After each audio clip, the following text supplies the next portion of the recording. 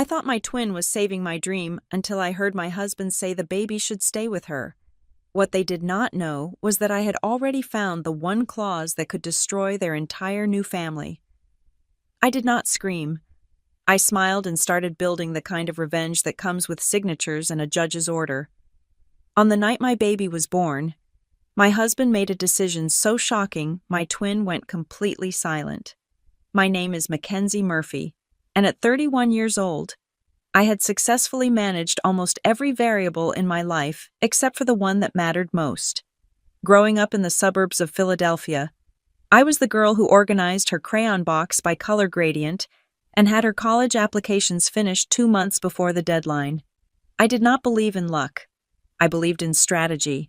My life was a series of carefully plotted milestones on a timeline that I kept tucked away in the back of my mind like a sacred text. I would graduate with honors by 22. I would land a junior analyst role by 23. I would meet a man who was ambitious but kind by 25. We would marry by 27. Buy a colonial-style house with good bones and a fenced yard by 29. And by 30, we would have our first child. It was a beautiful, symmetrical plan. It was the American dream distilled into a checklist. And for a decade, I hit every single target with the precision of a sniper. I met Gavin when I was 25, exactly as predicted. He was handsome in a way that felt safe, broad shoulders, a steady smile, and a career in architectural consulting that complemented my own high-stakes work and risk management. We married when I was 27 in a ceremony that ran 5 minutes ahead of schedule. We bought the house in a quiet, leafy neighborhood just after my 29th birthday. Then came 30. The timeline stalled. The stall became a delay, and the delay became a concern. After 12 months of negative tests, white plastic sticks that I stared at until my eyes burned under the harsh bathroom lights, the concern became a medical investigation. I remember the day the timeline shattered. It was a Tuesday in mid-October. The sky outside the window of the specialist's office was a bruised purple, threatening rain. Dr. Evans was a kind woman with silver hair and hands that smelled of antiseptic soap. She did not use jargon to hide the truth, which I appreciated. Even as the words tore through me, she explained that it was a structural complication, a severe uterine anomaly. It was not something that could be fixed with hormones or a simple surgery. My uterus was not built to sustain a pregnancy to term. Attempting to carry a child would be dangerous, potentially fatal, for both the baby and me. I sat there, clutching my leather handbag, feeling the air leave the room. It was a physical sensation, like a vacuum sealing around my chest. I looked at the anatomical model on her desk, the pink plastic cross-section of a female body, and felt a wave of nausea. I had spent my entire life defining myself by my capability, by my ability to execute a plan, and now, my own biology was a faulty spreadsheet. I was broken hardware. Gavin was sitting next to me. He is 33, 2 years my senior, and he has always been the picture of composure. When Dr. Evans delivered the news, he did not cry. He did not squeeze my hand in that desperate, clawing way people do in movies. He nodded. He asked 2 questions about the certainty of the diagnosis, ensuring there was no margin for error. When we walked out to the parking lot, the rain had started. It was cold, the kind of damp chill that seeps into your bones. "We will figure this out, Mackenzie," Gavin said. His voice was level. "There are other ways." I looked up at him, searching for shared grief, for the reflection of the shattering heartbreak I felt. I wanted him to be messy. I wanted him to be angry. Instead, his eyes were clear and terrifyingly calm. There was a coldness there, a flicker of something that looked less like love and more like calculation. It was as if he were looking at a car that had just failed inspection, weighing the cost of repairs against the trade-in value. I brushed the thought away immediately. I told myself I was projecting. I was the one who felt inadequate, so I was inventing judgment where there was only pragmatism. Gavin was a planner, just like me. He was simply processing the data, but that look stayed with me. For the next 3 months, I functioned on autopilot. I worked for Summit and Vail Risk Solutions, a firm that handles crisis management and liability assessment for mid-sized corporations. My job is to look at a company, identify the structural weaknesses, predict where the collapse might happen, and reinforce it. The irony was suffocating. I spent 10 hours a day advising CEOs on how to avoid disaster, yet I went home to a silent house that felt like a crime scene of my former dreams. I became a ghost in my own life.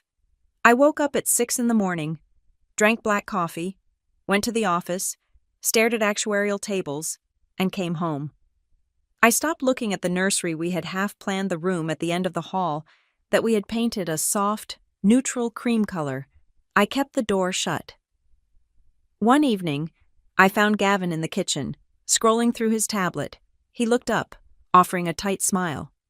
"I was thinking," he said, "we should look into the logistics of adoption, or surrogacy. We need to start moving if we want to stay somewhat on track." On track, as if we were discussing a construction project delay due to bad weather. "I am not ready to talk about logistics, Gavin," I said, my voice sounding thin and brittle to my own ears. "I am still grieving the fact that I will never feel a kick. I will never know what it is like to share a body with my child." He sighed, a short, sharp sound through his nose. "Grieving is fine, Kenzie, but dwelling is inefficient. We want a family. This is a hurdle, not a wall." He was right. Technically, but emotionally, he felt miles away. I started seeing a therapist named Dr. Aris because I could feel myself slipping into a place where getting out of bed felt like lifting 1,000 pounds. Dr. Aris was different from the corporate coaches I was used to. She did not care about my productivity. "You feel like you have lost your womanhood," she said during our 4th session. It was not a question. "I feel like a defective product," I corrected her. "I was built to do this one thing, biologically speaking. It is the primary directive, and I cannot do it." "You are more than a vessel, Mackenzie," she told me sternly. "You are a wife, a sister, a brilliant risk analyst. This diagnosis changes your path, but it does not end your life. You need to separate your identity from your uterus." It took weeks of tearing myself apart in that beige office to start believing her, but slowly, the fog lifted. I began to treat my situation like a case at Summit and Vale. If Plan A is compromised, you do not abandon the mission. You activate Plan B. Gavin and I started the research phase. We sat at our dining room table, surrounded by glossy brochures from agencies and printouts of legal statutes. Adoption was the first avenue we explored. I approached it with my usual rigor. I read the statistics. I looked at the wait times. 2 years, 3 years, sometimes 5.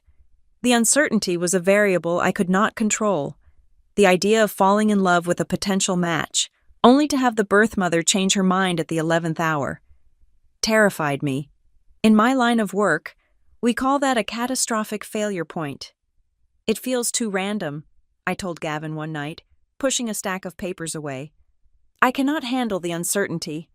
I need to know that at the end of this, there is a baby." "Then surrogacy," Gavin said. He had been pushing for this option more aggressively lately. "It is your egg, my sperm. It is our baby. 100%. We just need an oven." I flinched at the word oven. It was so clinical, so detached. But again, he was technically correct. We began interviewing agencies that facilitated gestational surrogacy. This was where my professional paranoia kicked into overdrive. I read the profiles of potential surrogates like I was vetting a CEO for a merger. I looked for cracks. I looked for liabilities. The cost was staggering, anywhere from $80,000 to $120,000 once you factored in medical bills, legal fees, and agency cuts. We had the money. We had been saving for years, and our dual incomes put us in a comfortable bracket. But it wasn't the money that kept me awake at night. It was the lack of control. I remember lying in bed, staring at the ceiling fans spinning rhythmically above us. The thought of a stranger carrying my child made my skin crawl. It wasn't snobbery. It was a primal, visceral fear. Who was this woman? The agencies did background checks. Sure, they screened for drugs and criminal history, But they couldn't screen for judgment. They couldn't screen for stress. I imagined a woman I didn't know, living in a town I had never visited, carrying the most precious thing I would ever create. What if she ate sushi? What if she had a glass of wine when she thought no one was looking? What if she got into an argument with her boyfriend and her cortisol levels spiked, bathing my developing baby in stress hormones? I work in risk. I know that you cannot eliminate all risk, but you must mitigate it. Handing my biological child to a stranger felt like handing the keys to a nuclear power plant to a teenager and hoping for the best. "I don't think I can do it, Gavin," I whispered into the darkness of our bedroom. He rolled over, his voice heavy with sleep. "Do what?" "Trust a stranger," I said. "I can't. I look at these profiles, and all I see are variables, unknowns. If I can't be there every second, if I can't feel the baby moving, how do I know she's safe?" Gavin didn't answer immediately. Then he said, "We don't have many other options, Kenzie, unless you want to give up." I didn't want to give up, but the anxiety was eating me alive. I found myself scrutinizing every woman I saw on the street. Was she trustworthy? Would she be a good vessel? It was maddening. 2 weeks later, on a Sunday, my parents came over for dinner. My twin sister, Briar, came with them. Briar and I are identical physically, but that is where the similarity ends. While I am sharp angles, tailored suits, and 5-year plans, Briar is soft edges, linen dresses, and intuition. She works as a florist, spending her days surrounded by things that bloom and fade. She has always been the one who feels things deeply, the one who cries at commercials, the one who remembers everyone's birthday. We were in the kitchen. Gavin was in the living room watching football with my father. Frank, my mother, Diane, was chopping vegetables with a manic energy, chattering about a neighbor's renovation. I was standing by the sink, washing lettuce, feeling that familiar weight in my chest. I had told my family about the diagnosis a month ago. They had been sympathetic, but there was a pity in their eyes that I detested. "How is the agency search going?" Briar asked. She was leaning against the counter, holding a glass of iced tea.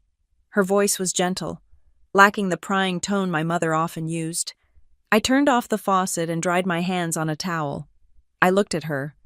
It was like looking in a mirror from an alternate universe, a version of me that wasn't hardened by corporate warfare. "It is a nightmare," I admitted, my voice dropping so the men in the other room wouldn't hear. "I hate it. I hate looking at these women's faces in a binder. I feel like I am shopping for a human being, and I am terrified. Bree, I am terrified that I won't know if they are taking care of the baby. I can't micromanage a pregnancy from across the state." Briar set her glass down. She looked at me, really looked at me, with those eyes that were the exact same shade of hazel as mine. "You need control," Briar said softly. "You always have. You need to know the baby is safe." "Yes," I said, feeling tears prick the corners of my eyes. "I need to know." The kitchen went quiet. The only sound was the knife hitting the cutting board where my mother was slicing peppers. She had stopped, though she was looking at Briar. Briar took a step toward me. She reached out and took my cold hands in her warm ones. Her palms were rough from working with flower stems, but her touch was incredibly grounding. "You don't need a stranger, Mackenzie," she said. Her voice was clear, steady, and devoid of any hesitation. "You don't need an agency. You need family." I stared at her, my breath catching in my throat. "Briar, what are you saying?"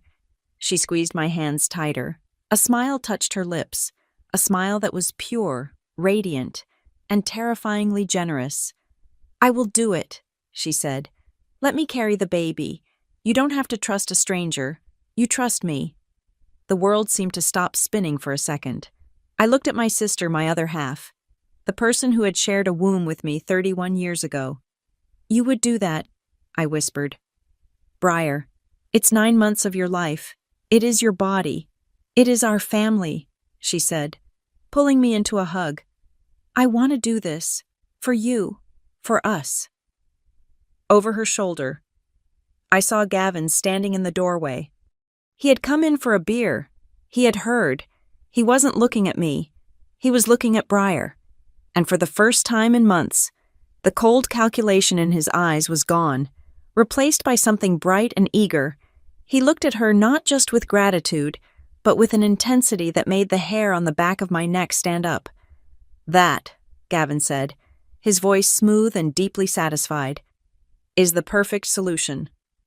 I buried my face in my sister's shoulder, sobbing with relief, thinking my prayers had been answered. I didn't see the glance Gavin exchanged with my mother. I didn't see the way the pieces were falling into place, not for my benefit, but for a design I couldn't yet see. I just thought my sister was saving me. The weeks following Briar's offer were a blur of administrative momentum that felt less like a medical process and more like a coronation. My sister did not just step into the role of surrogate, she ascended to it. It was as if she had been waiting in the wings for 31 years, preparing for this specific performance of benevolence. She became my shadow, but a shadow that radiated light.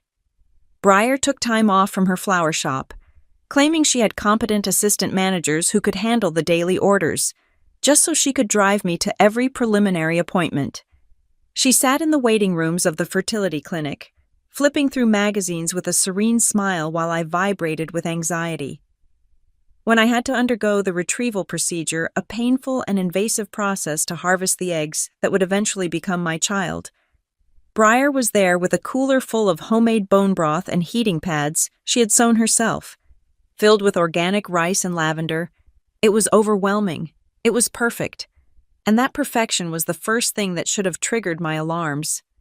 In my line of work, when a quarterly report shows 0 variance and perfect projected growth, we audit it immediately. Nothing in nature or business is that flawless. But I was not acting as a risk manager. I was a desperate woman who had been thrown a lifeline. I grabbed it with both hands, ignoring the friction burn. Gavin was the variable that confused me the most. My husband is a man who researches the best brand of dishwasher detergent for 3 days before making a purchase. He reads the terms and service agreements for software updates. Yet, with the most monumental decision of our lives, he suspended all critical thought the night after Briar made her offer. I sat Gavin down in our living room. I had a notebook open, ready to list the pros and cons, the financial implications, and the psychological risks of involving a family member. "We need to talk about the boundaries," I started, pen hovering over the paper. "Mixing family with this kind of legal arrangement is complex. If Briar changes her mind, or if she gets attached..." Gavin cut me off. He was pacing the room, an energy in his step that I hadn't seen in years. "Mackenzie, stop. Just stop. You are looking for problems where there are solutions. Briar is your twin. She shares your DNA. She loves us.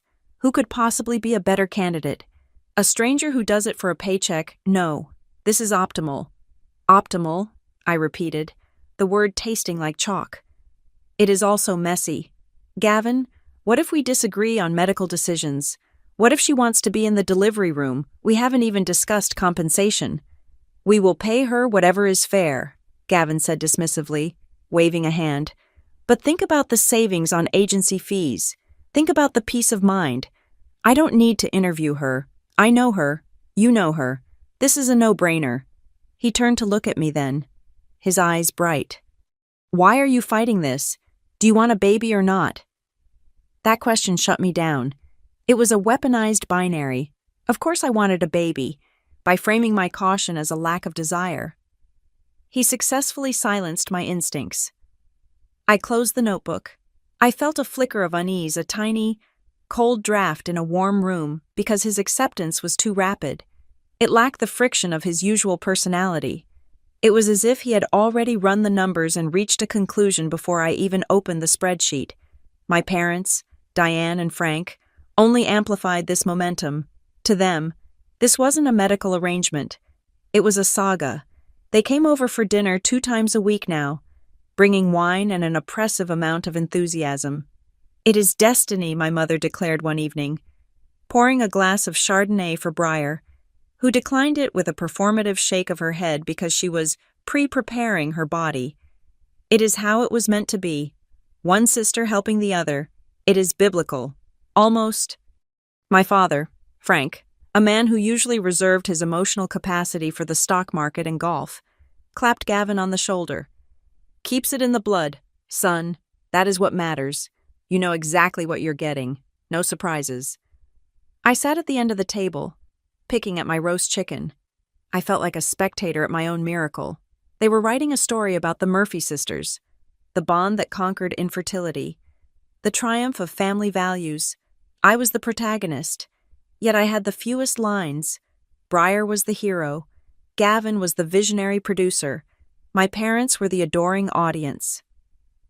I just want to make sure we do this legally, I said quietly during a lull in the conversation. I have found a lawyer. Her name is Daphne Monroe. She specializes in third-party reproduction law. The table went quiet. Briar looked hurt, her lower lip trembling just slightly. A lawyer, Kenzie. Do we really need to be so formal? I am your sister. It is for your protection, too. Briar, I said, feeling like the villain for bringing reality into their fantasy. It protects everyone.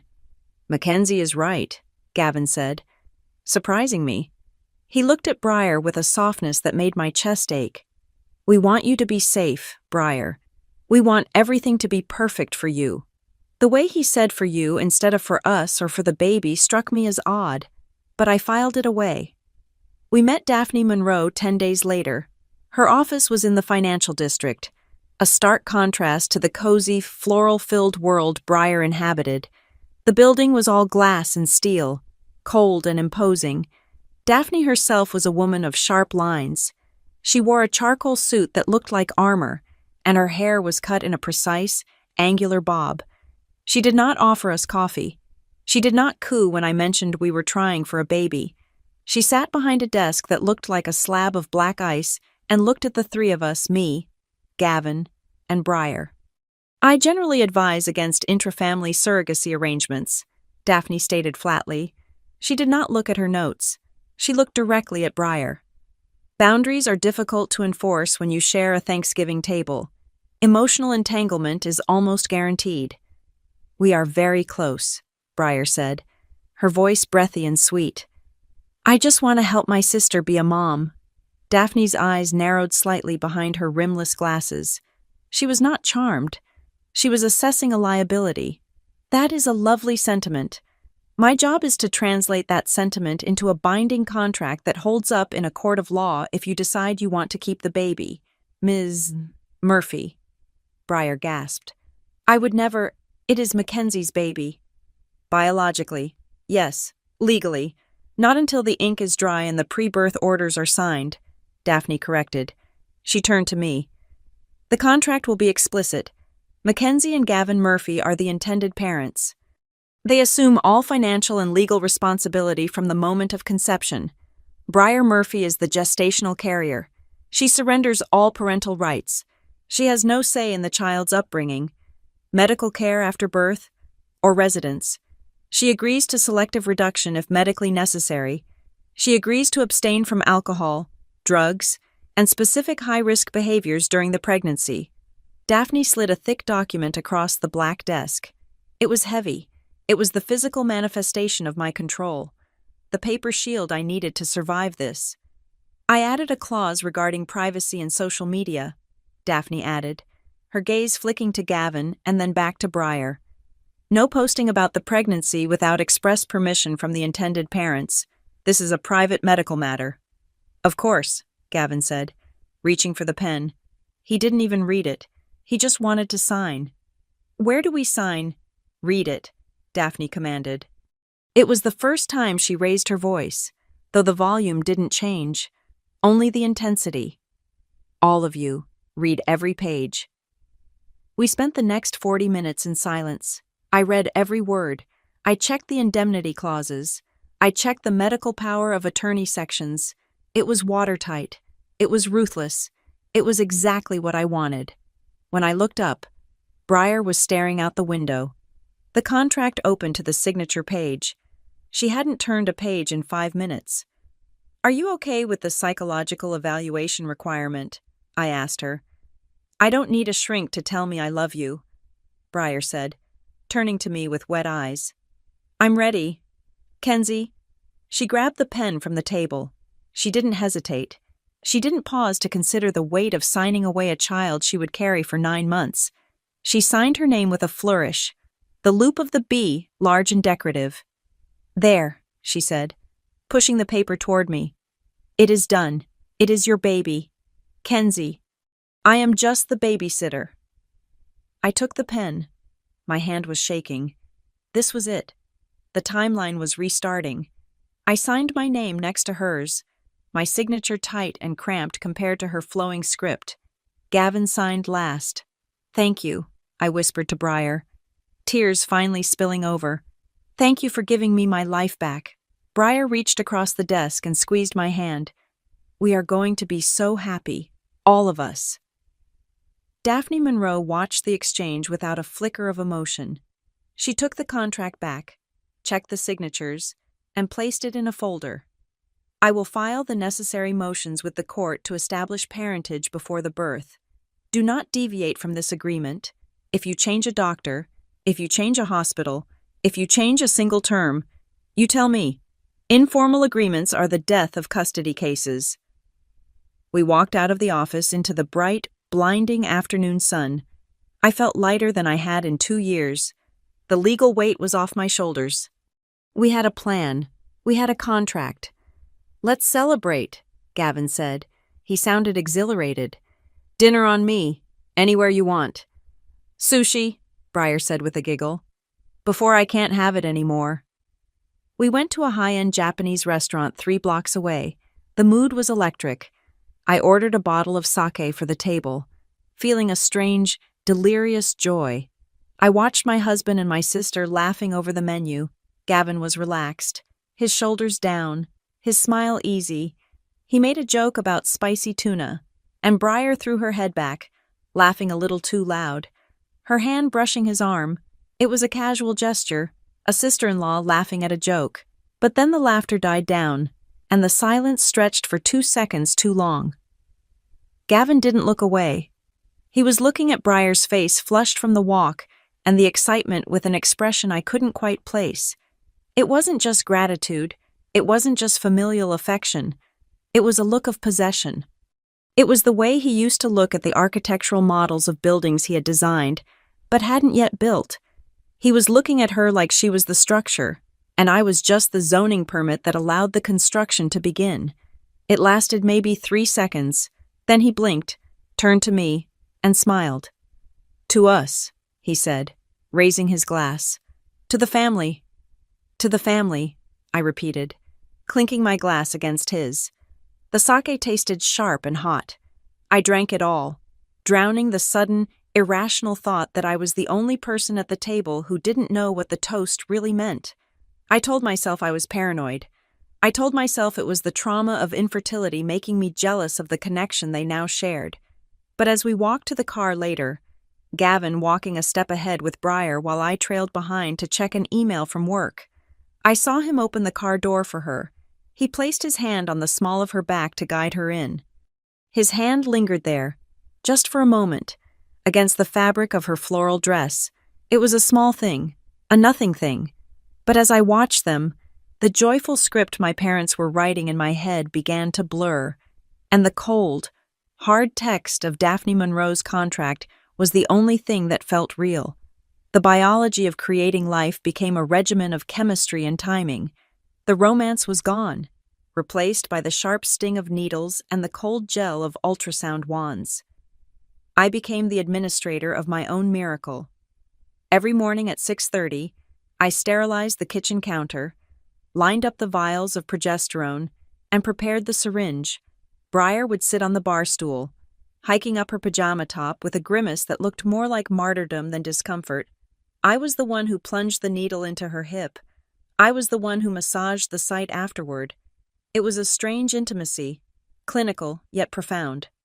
I told myself this was my first act of mothering tending to the vessel that held my future. The transfer day was a Tuesday. The clinic was quiet. I held Briar's hand while the doctor, a man with a soothing baritone voice, guided the catheter on the monitor. A tiny flash of white light appeared our embryo, my genetic material, Gavin's genetic material, placing itself into my sister's lining. I squeezed Briar's hand so hard her knuckles turned white. 10 days later, the phone rang. It was the nurse. Her voice was bright, professional, and life-altering. The beta numbers were strong. We were pregnant. I dropped the phone and screamed. It was a raw, primal sound that had been trapped in my throat for 2 years. Gavin swept me up in a hug, spinning me around the kitchen island. Briar stood in the doorway, smiling a beatific, serene smile, her hands already resting protectively over her flat stomach. "We did it," she whispered. That weekend, Briar made a suggestion that seemed logical at the time. She lived in a walk-up apartment across town, on the 3rd floor. It was drafty, and the stairs were steep. "I should stay here," she said, looking around our spacious, climate-controlled living room. "Just for the first trimester, or maybe the whole time. I want you to be part of this. Kenzie, I want you to see the morning sickness. I want you to feel the first kick. If I am over there, you miss all the magic. It is your baby. You should witness the process." Gavin nodded immediately. "She is right. Plus, I don't like the idea of her walking up those icy stairs in January. We have the guest room. It has its own bath. It makes perfect sense." I hesitated for a fraction of a second. My home was my sanctuary, the one place where I could retreat from the chaos of the world. But how could I say no? She was carrying my child. She was making the ultimate sacrifice. Denying her comfort felt ungrateful. "Of course," I said. "Move in." That decision marked the beginning of a slow, subtle displacement. I threw myself into the role of the expectant mother with a ferocity that bordered on obsession. I bought a leather-bound journal and began writing letters to the baby every night. I documented everything. "Today your aunt ate ginger snaps for nausea. Today you are the size of a blueberry." I attended every ultrasound, sitting in the chair next to the bed, straining my eyes to read the grayscale monitor. I bought a crib made of sustainable oak that cost $800. I bought neutral-toned onesies. I was building a nest, but nests require resources. The surrogacy costs were ballooning. We were covering Briar's rent on her empty apartment because she didn't want to give up her lease. We were paying for organic groceries because Briar insisted the baby needed clean fuel. There were supplements, acupuncture appointments to hold the pregnancy, and maternity clothes that she needed earlier than I expected. I am a risk manager. I looked at our savings account and saw the trajectory. We were bleeding cash. "I'm going to take on the Sterling account," I told Gavin one evening. We were in the kitchen. Briar was on the sofa, watching a reality show, her feet propped up on the coffee table. Gavin frowned. "The Sterling audit? That is a nightmare project. You will be working 60 hours a week. It pays a 20% bonus upon completion," I said, pouring myself a glass of water. "We need the buffer. The medical bills are higher than we budgeted." "If you think it is best," Gavin said, turning back to the stove. He was making pasta carbonara, Briar's favorite. "I can hold down the fort here." So, I went to work. I left the house at 7 in the morning and often didn't return until 8 at night. I sat in boardrooms, analyzing liability clauses and arguing with CFOs, telling myself that every hour I billed was a brick in the foundation of my child's future. I was the provider. It was a noble role, but while I was providing, Gavin and Briar were living. I would come home late, exhausted, my eyes stinging from staring at spreadsheets, to find the house smelling of roast chicken or baking bread. Gavin and Briar would be on the couch, a blanket thrown over both of them, laughing at some inside joke I didn't understand. "How was work?" Gavin would ask, but his eyes would barely leave the television screen. "Long," I would say. "How was the baby?" "Good," Briar would answer, rubbing her stomach. He or she liked the spicy soup Gavin made for lunch. Lots of fluttering. "Fluttering?" I asked, dropping my briefcase. "Already it is only 16 weeks. I am very in tune with my body," Briar said with a soft, knowing smile. "I can feel things others can't." I felt a spike of jealousy so sharp it nearly doubled me over. I wanted to be the one feeling the flutter. I wanted to be the one eating the soup. Instead, I was the one eating a cold sandwich over the sink while they finished a movie.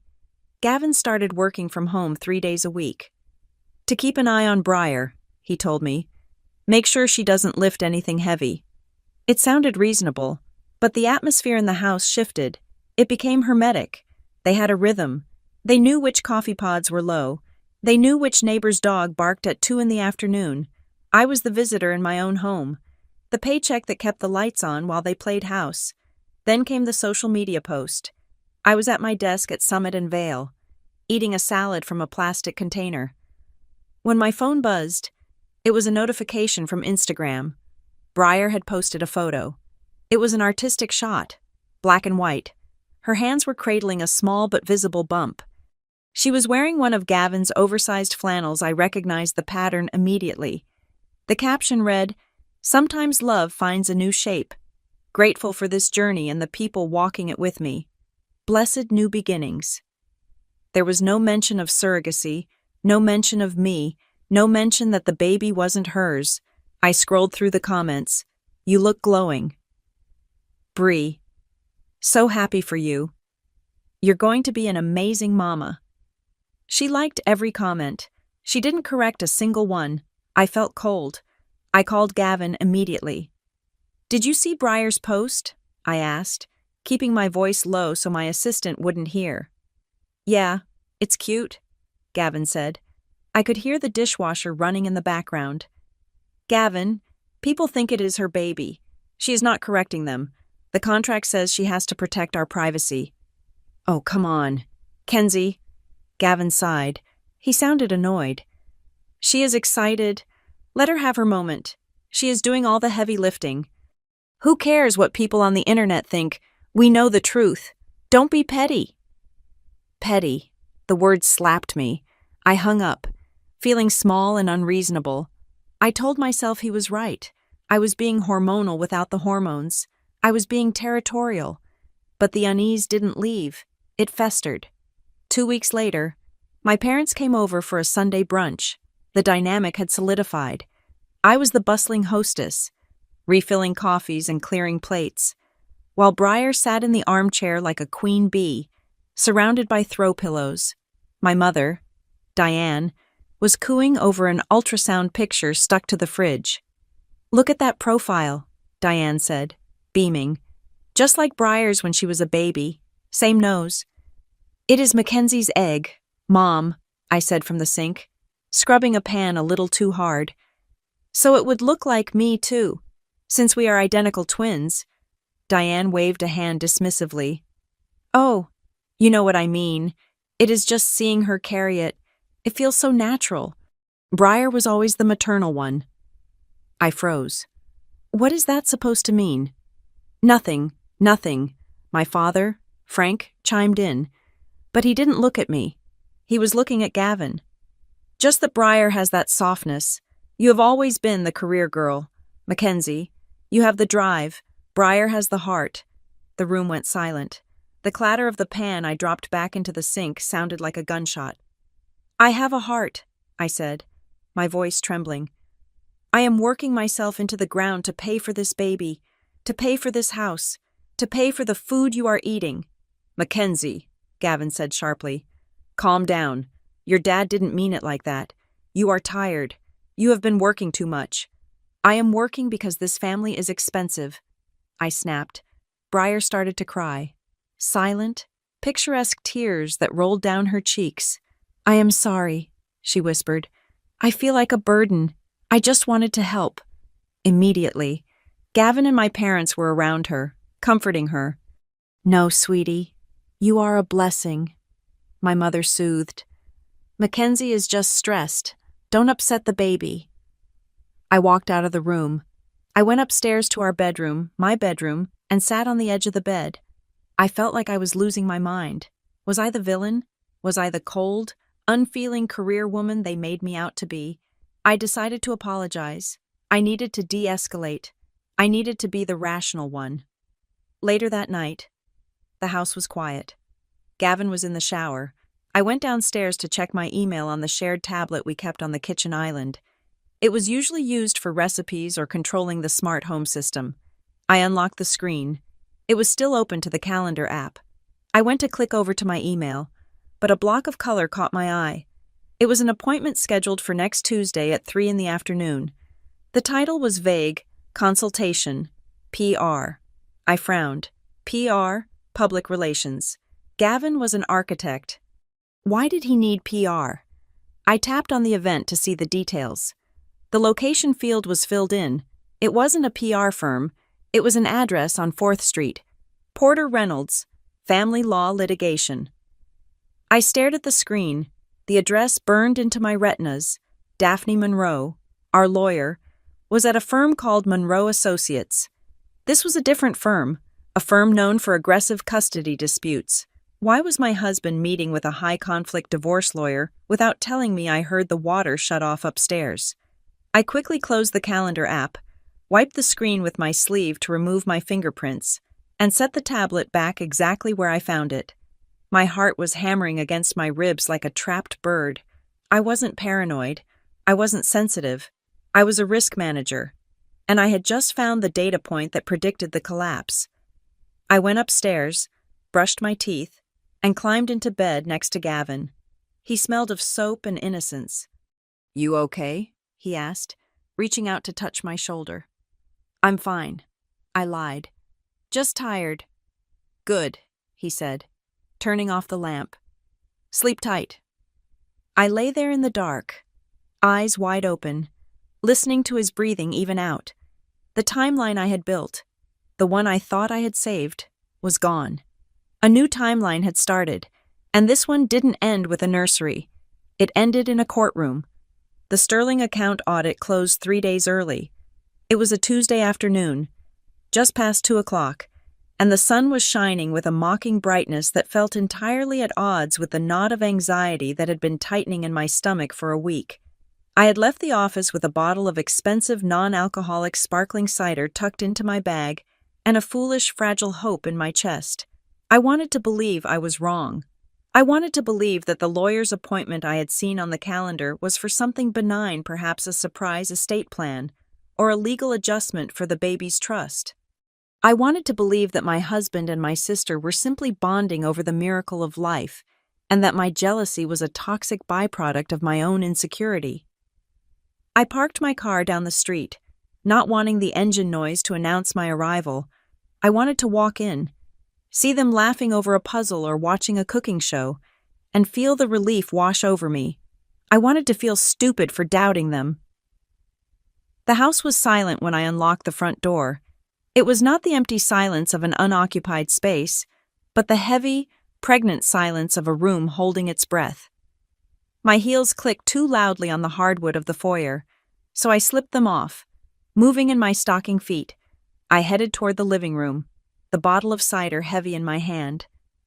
As I approached the archway that separated the dining room from the living area, I heard a voice. It was Gavin's voice, but it lacked the uncertain, placating tone he had used with me for the past few months. It was firm, decisive. "We cannot keep pretending," Gavin said. "The timeline is getting too short. We need the baby to stay with the people who are actually together." I froze. The air in my lungs turned into solid ice. I pressed my back against the wall.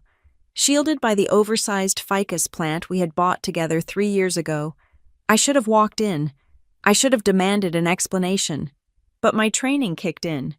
When you discover a breach, you do not alert the intruder immediately. You assess the damage. I leaned forward just enough to see through the gap between the leaves. The scene before me was a tableau of betrayal so perfect it looked staged.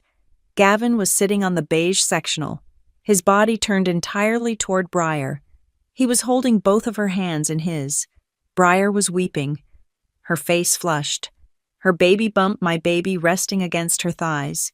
But it wasn't just them. My parents, Diane and Frank, were standing behind the sofa. They were not looking at Gavin with shock or disapproval. They were looking at the pair with a benevolent, solemn pride, like witnesses at a wedding. "It is going to destroy her," Briar sobbed. though she did not pull her hands away from Gavin. "She has wanted this for so long. I can't bear to hurt her." My mother, Diane, stepped forward and placed a hand on Briar's shoulder. Her voice was soothing, the same tone she used to use when I skinned my knee as a child. "Mackenzie will understand. Sweetie, you know she will. Mackenzie is logical. She is always reasonable." The words hit me with the force of a physical blow. Reasonable. My entire life, my compliance, my ability to suppress my emotions for the sake of peace, was being weaponized against me. They were banking on my trauma response.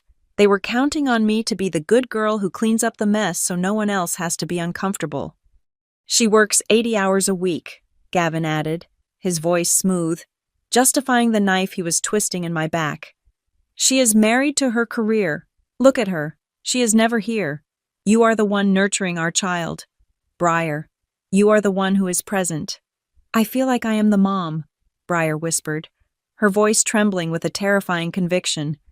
"I feel him moving. I know his rhythms. Mackenzie, she treats this like a project. She buys the crib. She signs the checks. But she doesn't feel it. She will never understand this feeling. Contract is paper. My father, Frank, said gruffly, crossing his arms. Bond is real. Blood is real. You two have formed a family here while she was out chasing bonuses. It is the right thing to do for the child." I slid down the wall until I was crouching on the floor. My hand clamped over my mouth to stifle the scream that was clawing its way up my throat. They had rewritten reality. In their version of the story, my hard work to pay their bills was abandonment. My respect for boundaries was coldness. My trust was negligence. I did not storm in. I did not throw the bottle of cider. I knew, with a sudden, crystalline clarity, that if I showed emotion now, they would use it. They would paint me as hysterical, unstable, unfit. I stood up, my legs shaking violently, and retreated. I walked backward, step by silent step, until I was in the foyer. I put my shoes back on. I opened the front door and closed it again. Harder this time, announcing my presence. "Hello?" I called out, my voice sounding tinny and foreign to my own ears. "I am home early." I heard the scramble in the living room, the hushed whispers. By the time I walked in, they had rearranged themselves. Gavin was standing by the window. Briar was wiping her eyes with a tissue. My parents were studying the bookshelf. "Mackenzie," my mother said, her smile too bright, too brittle. "We didn't expect you until 6. We finished the audit," I said. I looked at Gavin. He wouldn't meet my eyes. "Is everything okay?" "You all look serious." "Just talking about the baby shower," Briar lied. She patted the spot next to her on the sofa. "Come sit." I looked at that spot, the space where she and my husband had just been holding hands planning my erasure, and I felt a wave of nausea. "I actually have a migraine," I said. "I am going to go lie down. Don't let me interrupt." I walked past them. I walked past the people who were supposed to be my safety net, and I went upstairs to the guest room where I had been sleeping lately to give Briar space. I locked the door. I sat on the bed and stared at the wall for 4 hours. I didn't cry. I didn't have the luxury of grief. I was in a crisis management simulation, and the threat level was critical. At 8 o'clock, there was a knock on the door. "Mackenzie." It was Gavin. "Can we talk?" "Come in," I said. He entered, holding a manila envelope. He looked pained. He looked like a man who had practiced his speech in the mirror a dozen times. He sat on the edge of the bed, sighing heavily. "I don't know how to say this," he began, looking at his hands, "but I have been doing a lot of thinking about us, about the baby." "Go on," I said. I was a statue. I was a recording device. "I think we have grown apart," he said. "This process, it has shown me that we want different things. You are so driven, Mackenzie. You have this big career, and I realized I want a simpler life. I want a family that is present." He paused, waiting for me to argue. When I didn't, he continued, emboldened. "I have developed feelings for Briar." He confessed. He said it as if it were a tragic accident. like getting struck by lightning, rather than a choice he made every day in my house. And she feels the same. We think it is best for the baby to be raised by two parents who are in love, who are together. He slid the envelope toward me. I had these drawn up, he said. It is a petition for divorce and a modification to the surrogacy agreement. If you sign over full custody to me, I will assume all the debt. You can walk away clean. You can focus on your career. It is what you are good at, right? I looked at the papers. He was offering me an exit. He truly believed he was doing me a favor. He thought I was cold enough to trade my child for a clean balance sheet. And Briar, I asked, she is okay with this. She wants the baby to have a father, Gavin said. She is willing to step in as the mother figure. We have discussed it with your parents. They agree it is the most stable option. The betrayal was total. It was a closed loop. If I don't sign, I asked. Gavin's face hardened. The mask slipped, revealing the stranger beneath. Then we go to court. And Mackenzie, look at the optics. You are a workaholic who couldn't carry a child. Briar is the biological aunt who has bonded with the baby for 6 months. I am the biological father. Who do you think a judge will choose? Do you really want to drag this through the mud? Do you want to bankrupt yourself fighting a losing battle? He was right. In a standard custody battle, I was at a disadvantage. They had the narrative. They had the bond. I need a pen, I said. Gavin blinked, surprised by my surrender. He handed me a pen from his pocket.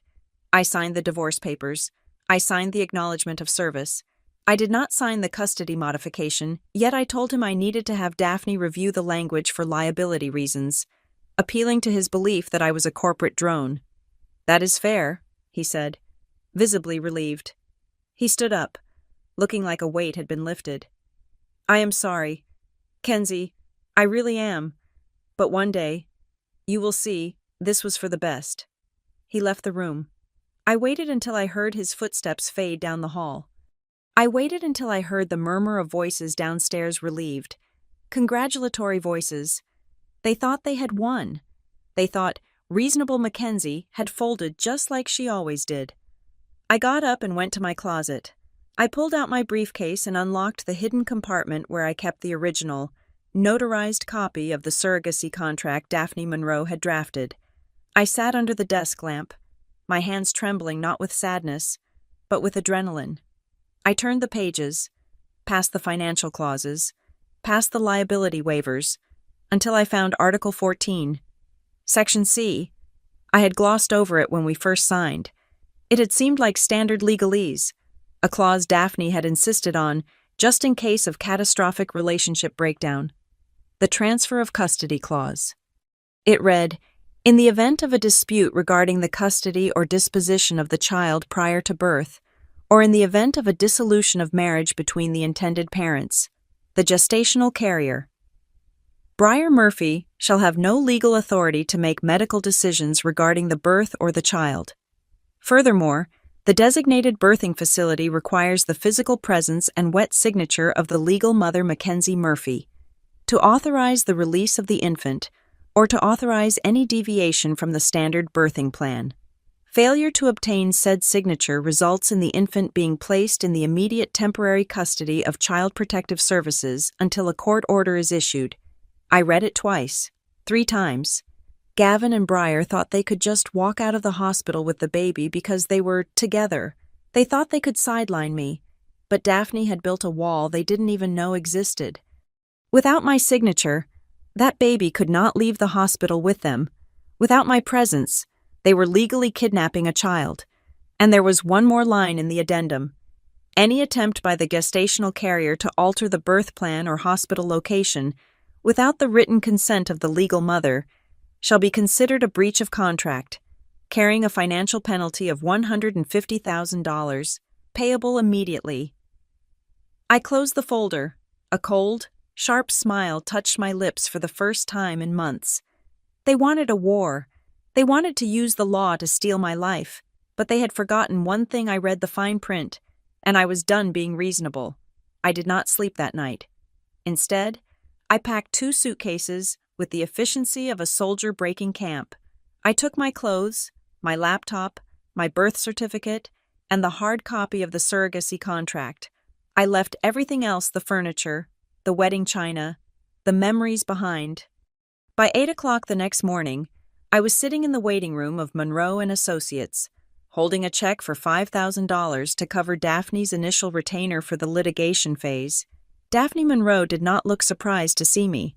She ushered me into her office, her face unreadable as I recounted the events of the previous evening. I spared her the emotional details. I did not tell her about the tears or the feeling of my heart shredding in my chest. I told her the facts: my husband and sister were cohabitating. They intended to keep the baby, and they had presented me with divorce papers and a custody modification request. Daphne listened in silence, her fingers steepled together. When I finished, she picked up the contract I had placed on her desk. She flipped to Article 14. "They are arrogant," Daphne said, her voice cool and sharp like cut glass. "They are operating under the assumption that family court is a morality play, where the person who cries the prettiest tears wins. They are wrong. It is a court of law, and legally, they have tied their own hands." She tapped the page with a manicured fingernail. "This clause," she said, "the one requiring the legal mother's signature for hospital release, it is the kill switch. Without you, that baby is a ward of the state the moment it leaves the nursery. If they try to leave with him, it is kidnapping. If the hospital lets them leave, it is gross negligence. We are going to remind the hospital of that fact before Briar even goes into labor." I felt a cold surge of satisfaction. What do I need to do? "Disappear," Daphne commanded. "Do not argue with them. Do not send angry texts. Do not appeal to their conscience. Let them believe you are defeated. Let them believe you are the cold, unfeeling career woman they say you are. The more comfortable they get, the more mistakes they will make. I need you to gather evidence. Not of their affair. The court does not care about adultery as much as you think, but of their intent to violate the contract." I left her office and drove straight to a rental complex on the edge of the city. I signed a 6-month lease on a 400-square-foot studio apartment. It was nothing like the colonial house I had spent years curating. It had gray laminate floors, a single window overlooking a parking lot, and a kitchenette that smelled faintly of lemon cleaner. It was perfect. It was a bunker. I pushed the small dining table against the wall and turned it into my command center. I went to an office supply store and bought a whiteboard, color-coded markers, and 3 external hard drives. I was not Mackenzie Murphy, the heartbroken wife. I was Mackenzie Murphy, senior risk analyst, and I was managing a catastrophic liability. My first task was digital forensics. I created a burner account on Instagram to monitor Briar and Gavin without alerting them. What I found was a goldmine of incriminating stupidity. They were drunk on their own narrative. Briar was posting daily. March 12th. A photo of the nursery. They had repainted the neutral cream walls a soft blue. The caption read, "Building a nest for our little prince. So grateful for a partner who builds things with his hands and his heart." She tagged Gavin. I took a screenshot. I saved it to a folder labeled Intent to Parent, Briar. March 14th. A video of my mother, Diane, holding up a tiny knitted hat. "For Briar's baby," she cooed in the video. "Grandma can't wait to meet you." Screenshot. Folder labeled Third-Party Alienation. Every time they used the words our baby, my son, or we, I cataloged it. They were publicly declaring their intent to breach the contract. They were providing me with a timeline of premeditated theft. Then I turned to the financials. I pulled 3 years of bank statements. I highlighted every transfer from our joint account to Briar, rent payments, grocery bills, the expensive prenatal vitamins. I built a spreadsheet showing that I had funded 100% of this pregnancy. I was not abandoning the child. I was the primary investor. But my biggest breakthrough came 3 days later. On a Friday night, I was going through our insurance portal to download my own explanation of benefits for therapy. I expected to be locked out. I assumed Gavin, in his efficiency, would have changed the passwords or removed me from the policy immediately. He hadn't. It was a classic oversight. Gavin was good at the big picture, but he often missed the administrative details. He had probably assumed that since the divorce wasn't final, he couldn't remove me, or he was just too busy playing house to log in. I clicked on the Dependents tab. There she was, Briar Murphy. We had added her to our policy as a surrogate dependent to cover the pregnancy complications that weren't covered by her catastrophic plan. I clicked on claims. The list populated instantly. I could see everything, every doctor's visit, every lab result, every ultrasound. I saw that she had an appointment at Stonegate Women's Center 2 days ago. I clicked on the claim details. The diagnosis code was for routine prenatal checkup, 32 weeks, but there was a note in the provider summary. Patient reports increased Braxton Hicks. Cervical check shows 1 centimeter dilation. Advised pelvic rest. I sat back in my cheap office chair, my heart hammering. She was dilating. The baby was coming sooner than the original due date. They weren't telling me. If I hadn't found this, I would have been waiting for a call that would never come. They intended to have this baby. Sign the birth certificate with Gavin as the father and Briar as the mother, claiming it was a natural birth, and leaving me off the paperwork entirely and present it to me as a fait accompli.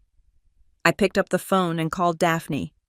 "They are at Stonegate Women's Center," I said, "and she is already 1 centimeter dilated." "Good," Daphne said. "I am drafting a letter to the Stonegate Legal Department and their risk management officer. We are going to put them on notice. We are attaching a copy of the court-ordered surrogacy agreement and a cease and desist regarding any birth certificate registration that does not list Mackenzie Murphy as the mother. Hospitals hate liability. Mackenzie. Once they know there is a legal dispute, they will lock that delivery room down." "Do it," I said. "I am also preparing an emergency ex parte order for custody," Daphne added. "We will have it ready to file the second she is admitted for labor. We will have a judge sign it within the hour. You need to be ready to move." "I am ready," I said. The days in the studio turned into weeks. The silence from my family was deafening. They didn't call. They didn't text. They sent the divorce papers through a process server who knocked on my door at 7 in the morning. I signed for them with a polite smile. I realized they were interpreting my silence as weakness. They thought I was hiding in shame. They thought I was broken. My mother posted a status update on Facebook. "Please pray for our family during this transition. Sometimes God removes people from your life to make room for blessings." It took every ounce of self-control I possessed not to comment. I wanted to scream. I wanted to burn it all down, but I channeled that rage into my checklist. Item 1, bag packed for the hospital. Neutral colors. Professional attire. I needed to look like the mother, not a visitor. Item 2, car seat. I bought a new one and practiced installing it in my sedan until I could do it in under 2 minutes. Item 3, witnesses. I called my friend Elena. Elena was a colleague at Summit and Vale. She was sharp, unsentimental, and she knew how to keep a secret. "I need you to be on standby," I told her over coffee. "When I go to the hospital, I need a witness, someone who is not family, someone who can testify that I was calm, rational, and present." "I am there," Elena said, gripping her cup. "Just say the word. I hate what they are doing to you. Mac." "Hate is not useful," I said, repeating the mantra I had developed. "Evidence is useful. I was living 2 lives. By day, I went to work, crushed my meetings, and smiled at my coworkers. By night, I sat in my studio, refreshing the insurance portal and the court docket, waiting for the signal. I felt like a spider sitting in the center of a web. I wasn't trapping them. They were walking into the trap I had simply illuminated. Then, on a rainy Thursday evening, my phone buzzed with a text from an unknown number. I stared at the screen. It was a local area code. The message read, "Briar says you won't fight. She says you know you're not the real mom. You should just let them be happy." I stared at the words. It was likely one of Briar's friends, someone she had spun her sob story to, a flying monkey sent to poke the bear, to see if I would react. I felt a cold calm wash over me. I didn't feel hurt. I didn't feel angry. I felt focused. They really thought I was gone. They really thought I had accepted my erasure. They had no idea that I knew about the dilation. They had no idea I had the insurance logs. They had no idea that a process server was standing by with a stack of documents that would freeze their world in place. I typed a response. 2 words. Simple, unambiguous. Watch me. I hit send. Then I blocked the number. I turned off the phone and turned back to my whiteboard. The timeline was almost complete. The due date was irrelevant now. The baby was coming on my schedule. Work became my anesthesia. In the weeks following my departure from the house on Elm Street, I did not just return to Summit and Vale. I attacked it. The grief that should have paralyzed me was converted into a cold, hard fuel that powered 14-hour days. I took over a failing risk assessment project for a logistics company in Chicago and dismantled their inefficiencies with a ruthlessness that made the junior analysts nervous.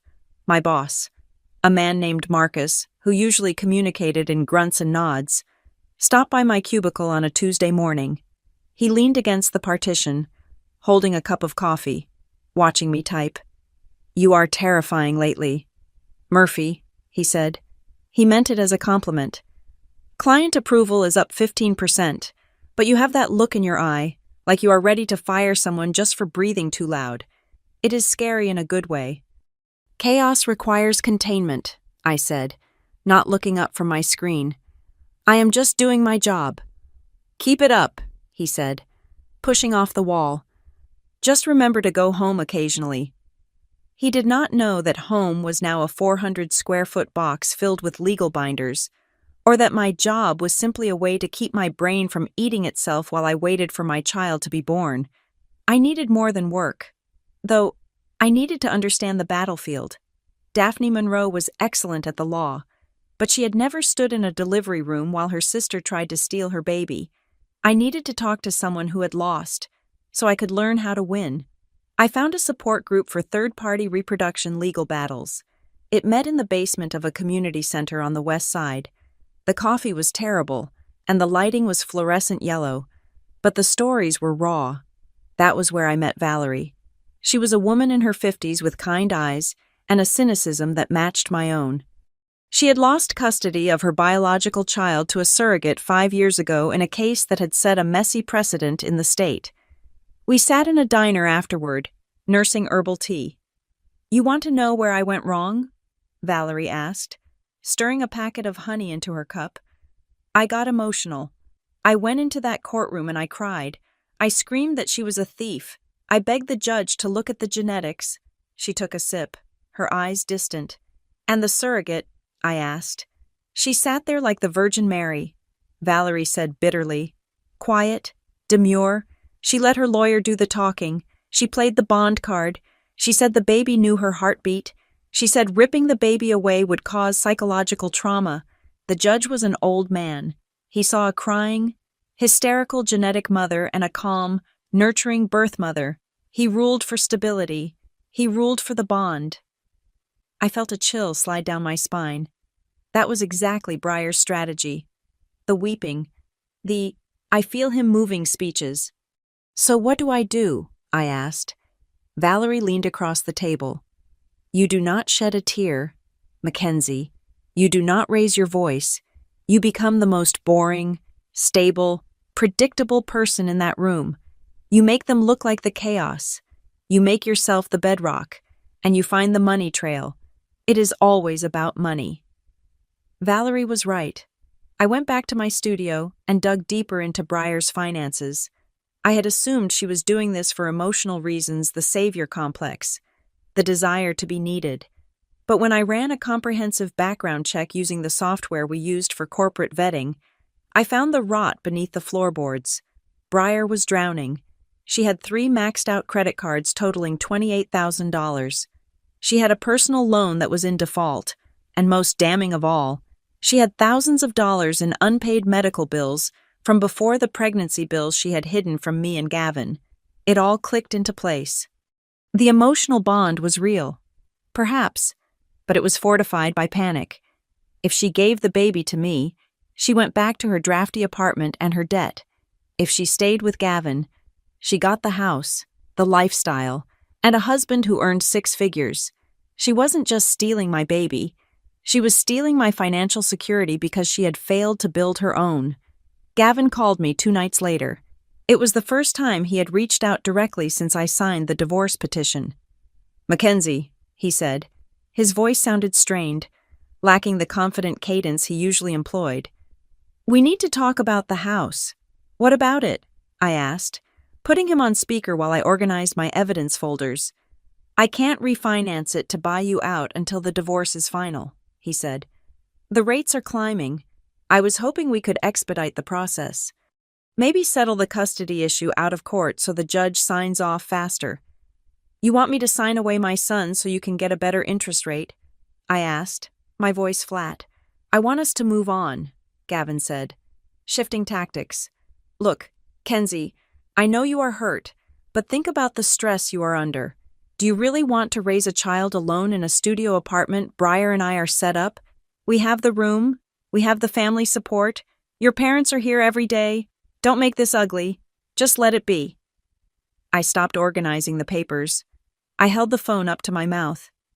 "You want me to stop it from getting ugly?" I asked. "Yes," he said, sounding relieved. "For everyone's sake." "Do you mean ugly?" I asked. "Or do you mean truthful, because the truth is often very ugly?" "Gavin, and I'm quite fond of the truth these days." There was a long silence on the line. "You are being vindictive," he said finally, his voice cold again. "I am being a mother," I said, "and I am busy." "Goodbye, Gavin." I hung up. My hands were not shaking. Valerie's advice was working. The next assault came from the flanks. My parents requested a lunch. They chose a neutral location, a crowded bistro downtown, likely to prevent me from causing a scene. I arrived 5 minutes early.